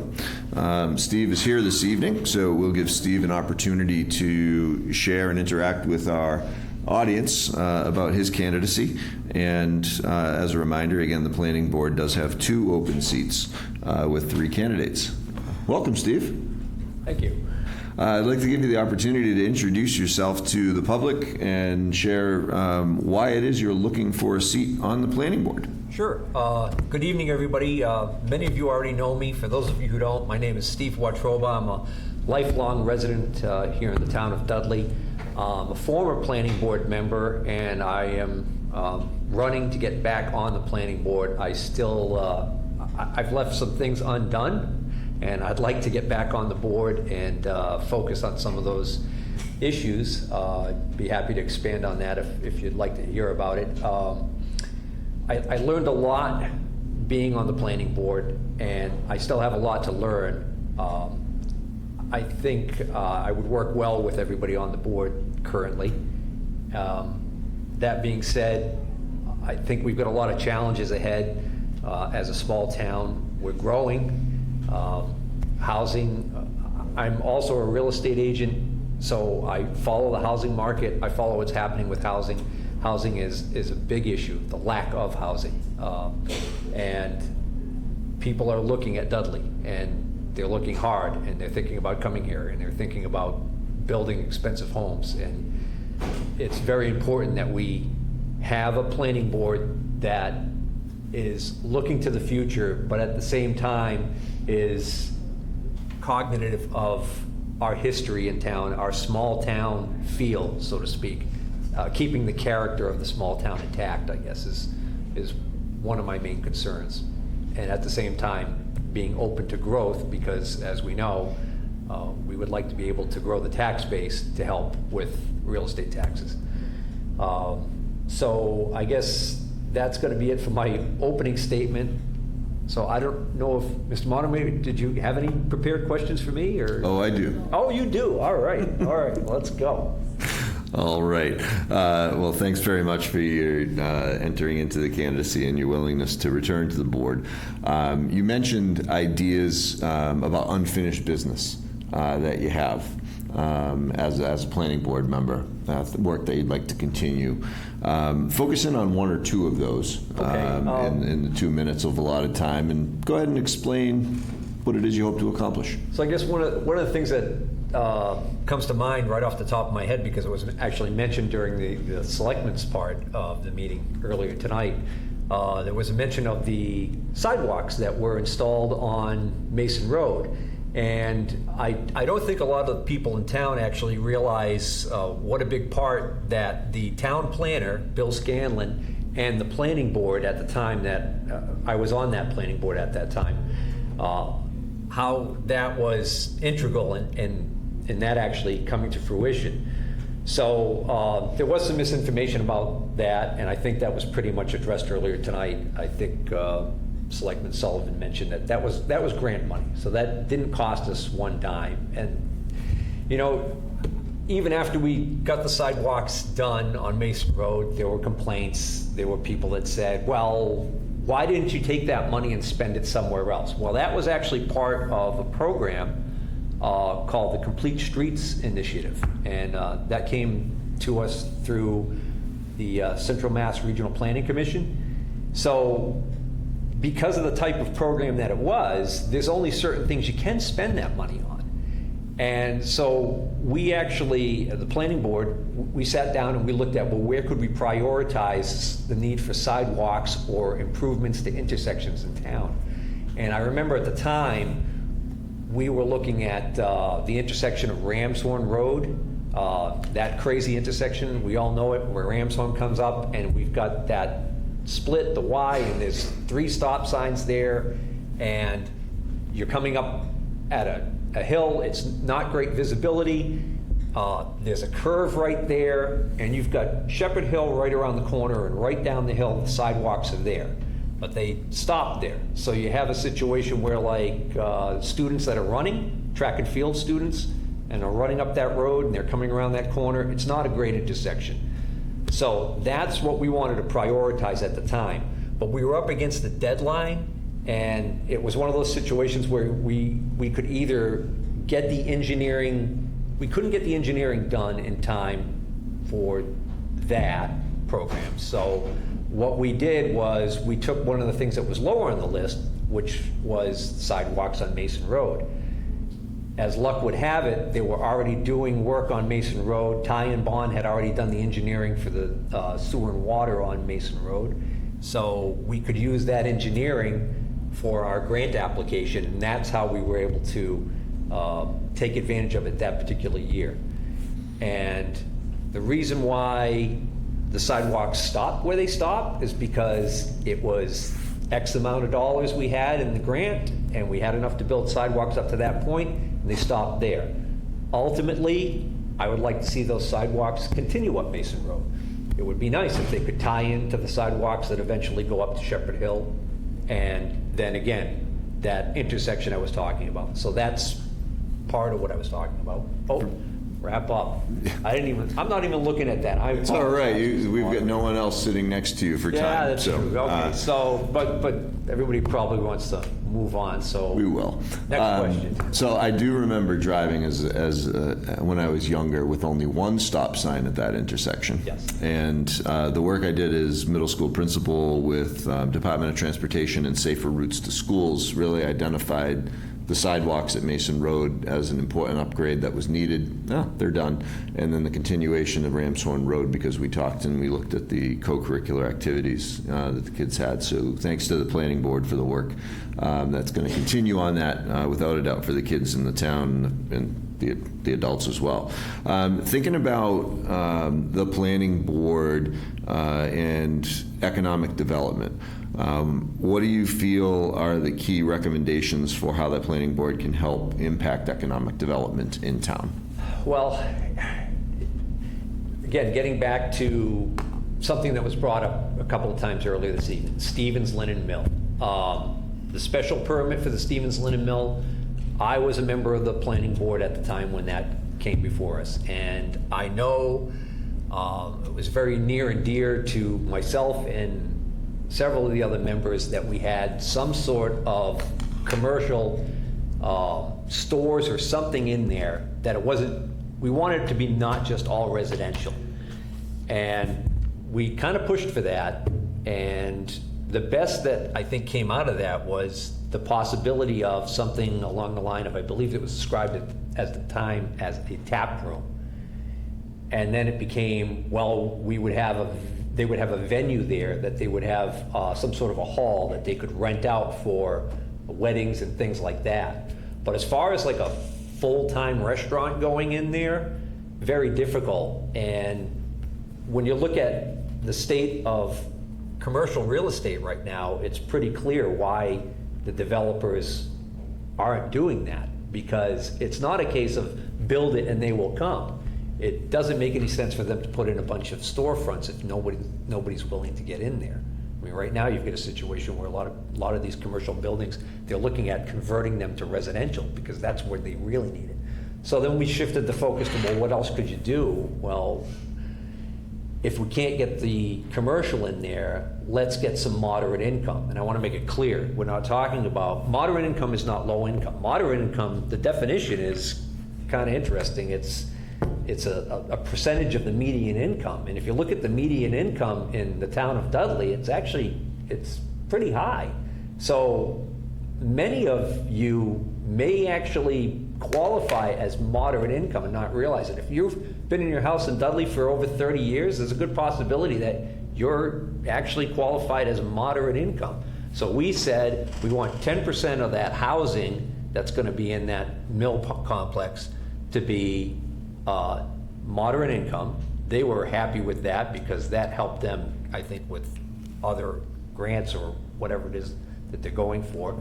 But what ended up happening in that situation was, I think it was Richard Clark and myself particularly, we were adamant about that we wanted some stipulation in there so that current residents of Dudley could be at the top of that list for that. So hope that, I don't know, I kind of went on there. Go ahead. No, it was a good explanation in terms of the ideas of the economic It's development. amazing how fast that wrap-up comes up. You don't realize it's like up here and you start talking, and then it's like, you know. Next year I'll bring a very loud horn. Are there any public questions for Mr. Wetruba? Yes, Just a quick one. fire away. Mary Sansucci, Ramshorn Road. Is there a time frame on that permit for Stevens? Is there a time frame for the special permit? I've been off the board for, I think, 2 years now, so I don't know off the top of my head, but actually, I noticed that the current planning board member, David Durgan, is still here. He's raising his hand, so I would defer to him since he might have that off the top of his head. I believe it's 3 years, and they're up for renewal this year. Okay. All right, so they're up for renewal this year. So to piggyback on, to kind of, because I think I have an idea where you're going with this. The delay, it's all about interest rates. Right. And so I follow the interest rates very closely because being in real estate. So right now, the interest rates, they're just not moving. They're not moving where they need to move. When this whole idea was conceived, the interest rates were lower and they've gone up, and we keep thinking, okay, the Fed's going to cut the rate and that's going to eventually trickle down and ease rates. And now they're talking about, well, maybe there won't be any cuts this year. You know, and then there's even some talk about there's a possibility the Fed could raise rates. Right. So if you're a developer trying to do a multi-million-dollar project and you're looking to finance it and the rates are sitting high and they're not coming down, that's a delay. Do I believe it's not going to happen? No, I believe it will happen. I do believe we are going to get to a point where the rates will moderate enough and they'll be able to get this thing off the ground. That is my hope. Because the other ideas of how to handle the mill, I mean, I've heard plenty of people make suggestions, but nobody has any real concrete idea how you would implement it. Let's tear it down. Well, first of all, there's a historical component to it, so it's not exactly that easy to do. Second of all, imagine going to town meeting and trying to get the townspeople to vote on appropriating the millions of dollars it would take to do asbestos abatement and demolition and removal of that building. I'm up against the time again. Out of respect to our other candidates for other offices only, I'm intrigued. There's a wealth of information that's coming here. I'm sorry about that. No, it's okay. Any additional questions? All right, Mr. Wetruba, if you have any closing remarks, you've got a maximum of 3 minutes, and when it goes red, it means there's 10 seconds left. I'm going to make it real short so you'll get a lot of that time back. Here we go. My closing remarks. I'd like to take a moment to thank the moderator and the Dudley Town employees who organized this whole thing tonight. And I'd also like to thank the members of the public who came out, those of you who hung in here. And I'd like to just say to everybody, please, I mean, there's not a lot of us here. I know this is going to get on YouTube, but it might not get a lot of views. So the most important thing is, whether you want to vote for me or vote for my opponents, just get the word out, get everybody to vote, because that's the most important thing. It doesn't work unless we get out and we vote. Thank you. Appreciate you being here tonight. Thank you very much. We're going to turn to an uncontested race with two candidates so they can introduce themselves to you and engage with you as we have been throughout the night. And those of you who are still here, thank you for sticking around. Much appreciated. Those of you watching live on town, much appreciated. And those of you who are watching on replay, well, click the like button. Make sure we know you were watching. Sewer and Water and Sewer Commissioner candidates Scott Zukowski and Sean Bowes.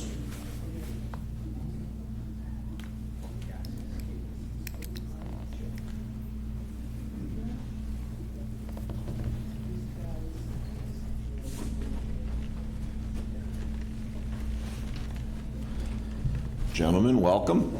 Welcome.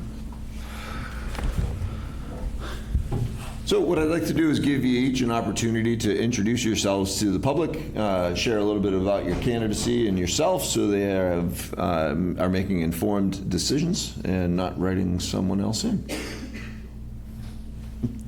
Mr. Zukowski. Okay, my name is Scott Zukowski. I live at 8 Catherine Street. I've been a resident of Dudley since 1985. My folks moved here while I was in the Air Force, so I came home to here. But I've raised my son here. I served on the fire department. I lived here in town. I worked in town. And I have been on the Water Sewer Commission now. I was on the Water Board, then I was on the Sewer Board, and now when the boards combined, I've been on the combined board since 20, I believe it's 23 of the last 24 years. The last 5 as chairman. I serve because it's what I do. I enjoy doing it. Sometimes it's a thankless job, but I enjoy it. Great. Thank you very much. Mr. Bowes? How you doing? Sean Bowes, 18 Mill Street. I've been in town since 1996, originally from Oxford.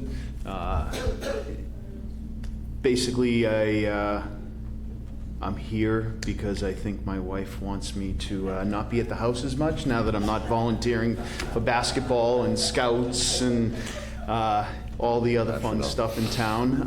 But based on that, she's pushing me here because of my experience of what I do as a tradesman. As a tradesman, I am a mechanical fitter, plumber by trade. Due to an injury, I have been in the mechanical business for 30 years. I am currently the project director of Boston for my company with HVAC and plumbing.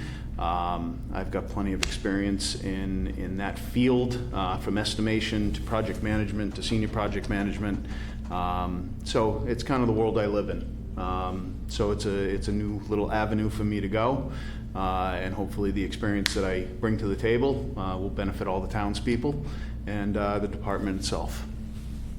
Brilliant. Thank you so much. One question for each of you, and it's really directly related to, we've heard at town meeting, recently, concerns around, water sewer services in the town. If you could, what is the number one challenge that's facing the town of Dudley with respect to water and sewer services? Mr. Zukowski, you can kick it off. The number one challenge is the aged system. It's old. We've been working for the last 5 years to try to bring it up. Of course, the dreaded 4-letter word came to us in 2019, that being PFAS. Wrote it down. Actually, it's like a 30-letter word, but I can't pronounce it, so. A lot has been spent, a lot of time and money and energy has been spent to deal with that in the public drinking water. But the water system and the sewer system are both old. We've worked extensively on the water system.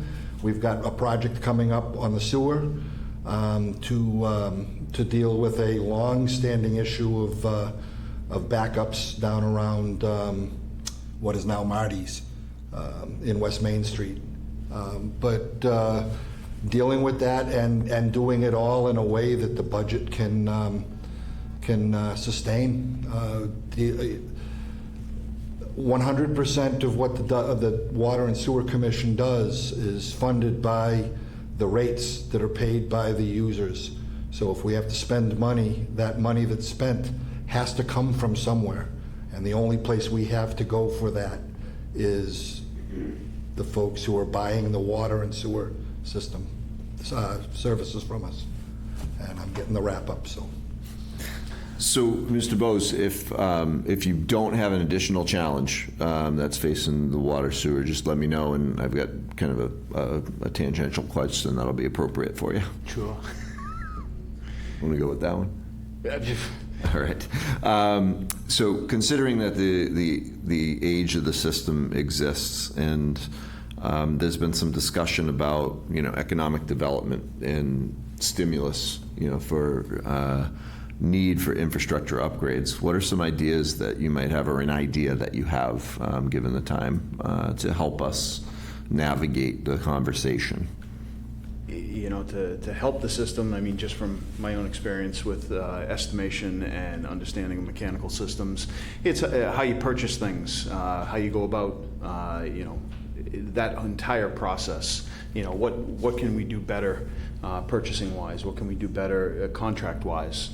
What type of contractors can come in and give us the best bang for our buck, and provide the most high-tech, up-to-date system that'll sustain the longevity of this town, obviously, and the people that are in it. And these systems are designed to be in place long after we're gone. So we got to think light years ahead, and you have to have an open mind of the technology that's out there. And the technology moves so fast in this industry. The only thing that really has not changed is the pipe. Everything else around it has changed, and the technology will take us into the future. And if we can purchase that better and understand it better and relay that message to the public of how mechanical systems actually work and how it moves, I think will help the town. Brilliant. Thank you very much. Are there any questions from members in the audience for our candidates? All right. Seeing as though this is an uncontested race, if you'd like to just remind folks about your candidacy and the coming election, you've got time to do it. Mr. Bose? I thank everybody for coming out tonight. The biggest thing is getting involved. Scott volunteers every place that I see him. We've all been in the same place volunteering, and one of the best benefits that we have is a vote. So please come out and vote, even though it's uncontested. Come on out and just be involved. Great. Thank you very much, Mr. Bose. Mr. Sikowski? I'm going to tee off on something that one of the selectmen candidates said. I'd rather lose with 5,000 people voting than win with 500 people voting. I work with Scouts. I've been working with Scouts since my son was, it's been 23 years since he joined Cub Scouts. And one of the civic responsibility and just get out and vote, get involved. That's it. Just vote. All right. Love the closing message. It's a great message, especially since we got the election coming on June 10th. Thank you both, gentlemen. Thanks.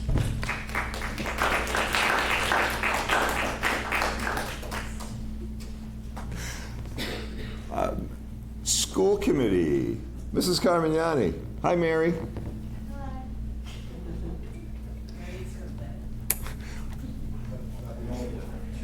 I shall eliminate 9 of my questions for you then.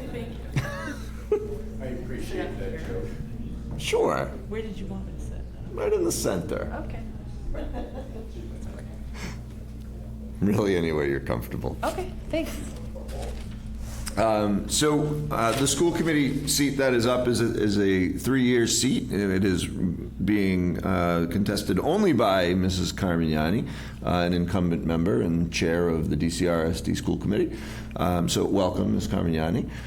If you could introduce yourself to the public, let them know why you're passionate about doing the work that you do and why you're making the run. Great, thank you. It's a pleasure to be here tonight, and I really thank everyone for staying around and asking great questions. So my name is Kathy Carmignani. I have been on the school committee now for about 6 years. I come to the school committee this is currently my 25th year in education. I have experience as a guidance counselor, 18 years as a math teacher and department chair, and the past 5 years I've been an assistant principal at a high school. So I think those experiences bring a lot of knowledge about how the educational community works. I also am trained in my bachelor's degree in actuarial math, so I have a great finance background that can help me look at figures and data to really analyze where are we going just with our school testing data or our budget data. So that's kind of some of my passions that I have. This past couple years, since I've been chair, we've been really working on setting goals for our school committee, as well as really bringing in workshops for our school committee to make sure that they're educated on the budgetary process. We've had a lot of new members over the past couple of years, and we just want to make sure that everyone's up to speed on the laws and what is in our purview as school committee members. I think that sometimes is not always understood by people as well. So that's kind of some of the things I've been working on. Last year obviously was a tough year for everyone, and what I heard personally from our community is that we are in a tight financial crisis, and it's not that the community does not want to fund education. They do. They believe highly in education. We just need to be conservative with how we fund everything. And that statement wasn't taken lightly by me. And one of the things that we've worked to do is we have a audit committee. We've done an operational audit, and we have that group, that outside group has come to our district over this past month.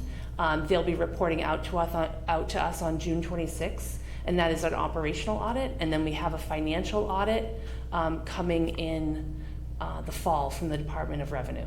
So I'm excited to have that, and I think that will bring us the data we need to make sure we're making smart decisions as we move forward that are grounded in data and research.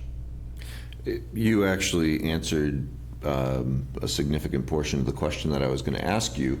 At town meeting on Monday evening, Article 24 was passed, and it was the formation of an audit committee or a commission for looking into municipal finance. And there was some discussion about the DCRSD and the complexities of such an audit to be done from the municipal side looking in. I'm happy to hear that Dudley Charlton Regional School District is taking action, proactive action to really address that overarching question. Thank you for listening to the public, certainly over the past couple of years. Last year was a year like no other for budget. Correct. And this year we went without an assistant superintendent. We had Kelly True fill in for certain portions of that job, but for us to keep saying we need an assistant superintendent, I think it's more impactful to have an operational audit that can look at how our school system runs and explain to everyone, no, they truly do need a assistant superintendent. Here's why, and here's where we're deficient, or if we're overstaffed in some areas, we'll find that out too and address it accordingly. Yeah, and I think the biggest distinction, you used a very powerful word. It wasn't the four-letter word of PFAS, Mr. Zukowski, it was the four-letter word called need. Yes. Right? There's a very distinct difference between need and want. So I'm going to forego any direct questions from me, but I was curious if there's anybody in the audience that has questions of Mrs. Carmignani and her candidacy. Yes. Sure. We'll go one at a time. Yeah, do you still have to get a 10-year-old to bed? Okay, so I'm on the FAA now. Robin Watson, Dresser Hill Road. And we've taken a look at the school budget. Last year was a big contention on that, and this year we've passed it with some negotiation made by the superintendent and the school board. So I think it's an unsustainable budget going forward at the rate of the increases that we see, and we're going to have another big problem next year. And one of the things that someone else in the community has brought up a number of times, is people that were hired under the ESSER funds during COVID. Right.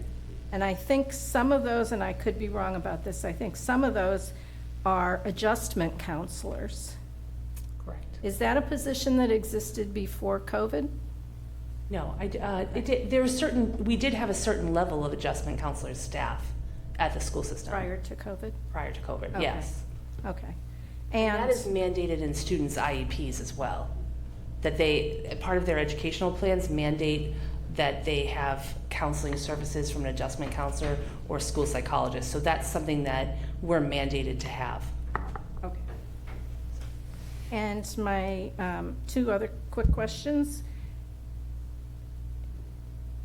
I think the superintendent of schools contract is expiring. Is that true? It is, And what's yes. the succession approach for that? Well, what we are voting, we are having, at our next meeting in June 9th, Yeah. 12th, I believe, we're going to be voting on whether we will be giving him a successor contract. Okay. All right, and my final one. So I was at one of your school committee meetings recently, and I forget the lady's name, went through the rates of graduation and the MCAS and all of that, That's our right? acting assistant superintendent, Kelly True. Yeah. And so- she is currently now going to be our assistant superintendent. Okay, so what do you see as one of the major problems outside of the budget in the school district? Yeah, I mean, outside the budget, I think it's really, it's how we're preparing our students and how we, when I looked at that data, looking at the data and seeing that our students in special education plans are not receiving they're not scoring to the level of their peers or even, they're not even meeting standards. They're just getting the needs improvement level for MCAS, and a student with an IEP or a student on a student who's an EL may have a higher chance of dropping out. Things like that type of data that we need to look at more closely, and then we need to address that with our programming within the school system. So I think that's kind of that data to me, along with the operational audit, should help us kind of plan a structure going forward. And that's really a lot of the work that an assistant superintendent works on, is making sure that we have the curriculum in place that can address the needs of those students. Excellent. Thank you very much. We would have time for one more question, but we're going to go ahead and forego that time because I didn't see a hand quick enough. I use shortened wait time. Mrs. Carmignani, if you'd like, final thoughts in terms of your candidacy and activities relative to school committee. Sure. I question whether or not I would continue on. And when I look at the needs of our students, and that I think that I have a good niche of what I can bring to the committee in all of the education that I've had, I think that I bring a certain value added, and I'm hoping that I can add value to our committee through that. I want to make sure that my children have a place in our school system, and that all of our children have a place in our school system, and that we're meeting the needs of all our students, whether they, whatever economic background they come from or whatever academic background they have. I just want to make sure that we're meeting the needs of all our students. Brilliant. Thank you so very much for your time and patience as we got to you this evening. That's fine. Apologies we ran so late, but it's spirited discussion, and it's important discussion. Great. Thank you very much. Yeah.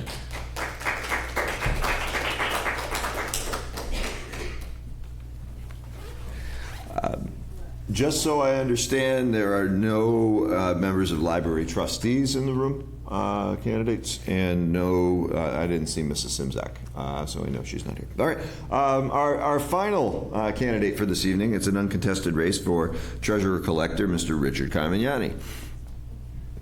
You only get 3 minutes. Don't worry, the red will show quickly. Mr. Carmignani, welcome. Thank you very much for joining us tonight and your patience in closing us out tonight. If you could share with the public of Dudley your candidacy information and why it is you're looking to serve in the capacity of treasurer-collector. Thank you.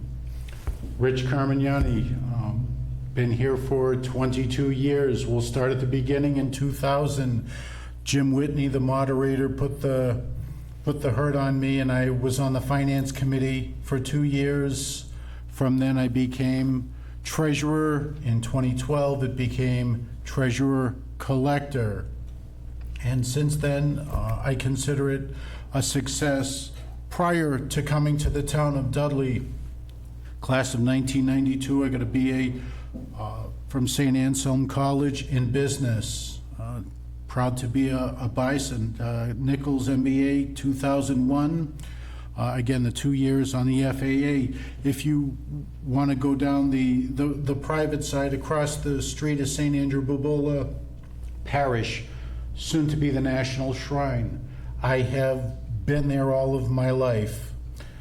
Been on their finance committee for 10 years. You figure I would do something in a different realm. Been at the Knights of Columbus now. In October, it'll be 35 years. You've seen me coach the various teams. On the professional side, I decided to get involved early. I've been the past president, well, I sit as a past president of the Worcester County Collector Treasurers Association, past president of the Mass Collector Treasurers Association. I stepped off of the executive committee after 9 years as a past president. I stayed off for a year, but got back onto the education committee, and I'm now going to be teaching a class at their annual school. So always staying involved for things like that. The town of Dudley purchases their health insurance through the Hampshire Council of Governments Insurance Trust. I've been on their executive committee now for 4 years, and I'm now completing my year as chair. So I think it's important to go through and to do things sort of the right way. Anybody who comes in the town hall, I'm always visible. I'm in the middle of the second floor. There are no partitions other than the reflection on the plexiglass. You see me working. As much as I'm the collector of taxes, there's a former selectman who goes, goodness gracious, you send bills to people and you're still the high vote getter. So I would like to say that doing things well, regardless of what the task is most important. Thanks very much, Mr. Carmignani. I'm going to forego questions that I have, although if public have any that stimulate any additional questions, I'll come back around and we'll take that out of order. Are there any members of the public that have questions for Mr. Carmignani? Seeing none, and understanding that we are nearing 9:15 this evening, you are well established in the community. I guess this is just going to be one question. You're involved in a variety of capacities in your local parish, obviously with youth athletics. Obvious to me because I used to coach young Mr. Carmignani. And you've obviously got strong local roots. This isn't really related to the town treasurer collector position, but in your view, what is the major challenge that's facing Dudley that we should be planning for 10 to 15 years down the road? Everybody will go to sleep at this answer. Well, you've got about 2 minutes max. I've got about 2 minutes. At the end of the day, it is revenue. And it's revenue not for the increasing costs that are coming up now, but if you go back to the water sewer candidates, it's an aging infrastructure. There are people who are retired from the town, and there's very little held in reserve to pay for those things. So we have a convergence of no rainy day fund, increasing current costs, and identifying and funding those obligations, OPEB, your retirement, literally the retirement assessment that you're going to get. The planning board has a great challenge in front of it because a great deal of the better property is being held with very little cost to carry. If you go down West Main Street, you're going to see everybody's current on their taxes. Of course they are. But there's no $500,000 loan that's coming through. There's no incentive to go through and get a fast food restaurant or an alley of fast food restaurants. And there's very little startup money to go through and to get things moving. We are in the middle of Route 20, 169, 84, 395. We need to be able to better manage our access to those bigger points by offering something to get things to grow. Your Stevens Linen project is one of those things. Across the river, you're going to get a few things to grow up, and think of the snowball effect. Not so much you would build it, it would come, but better things are there, and people want to be part of the success. Awesome. Thank you so very much. Do you have any closing words that you'd like to share with the public? I'll smile, keep it to about a minute. Ironically, at the plant sale, I saw 2 other candidates for other offices there. So that was the place to be. I'm glad I got my sneakers wet and actually bought things, so the Agricultural Commission gets that box ticked. I will take my last 30 seconds or so. There is an override. There's a debt exclusion question coming up. I have been the person who has stomped his feet saying that is our tool to effectively manage our capital purchases, repairs, improvements. It is something that I preach. It is something that Standard & Poor's would look highly upon. We're managing our debt. We don't immediately pay something off and then not continue to save those monies. We need to have a plan where we've built the fire station and then we have the next item through and the next item through. So as much as I appreciate everybody's vote, I would make it a priority to pass that override, the debt exclusion. And I thank everybody for their time and their patience. Thank you for your time and for your patience tonight, Mr. Kamiani. And best wishes on a successful election bid. Well, everybody, that takes us to the conclusion of Candidates Night for the 2024 spring election to be held on June 10th. Make sure that you get down to the Municipal Center here. Cast your vote. Rewatch any element of this evening as you continue to investigate the best possible choice when you are casting your ballots. On behalf of the town of Dudley, all of our leadership and members who worked very hard to put this on, I'm Chris Starcheski, the town moderator. I look forward to seeing you out and about. Have a great night, safe week, and I will see you here to vote on June 10th.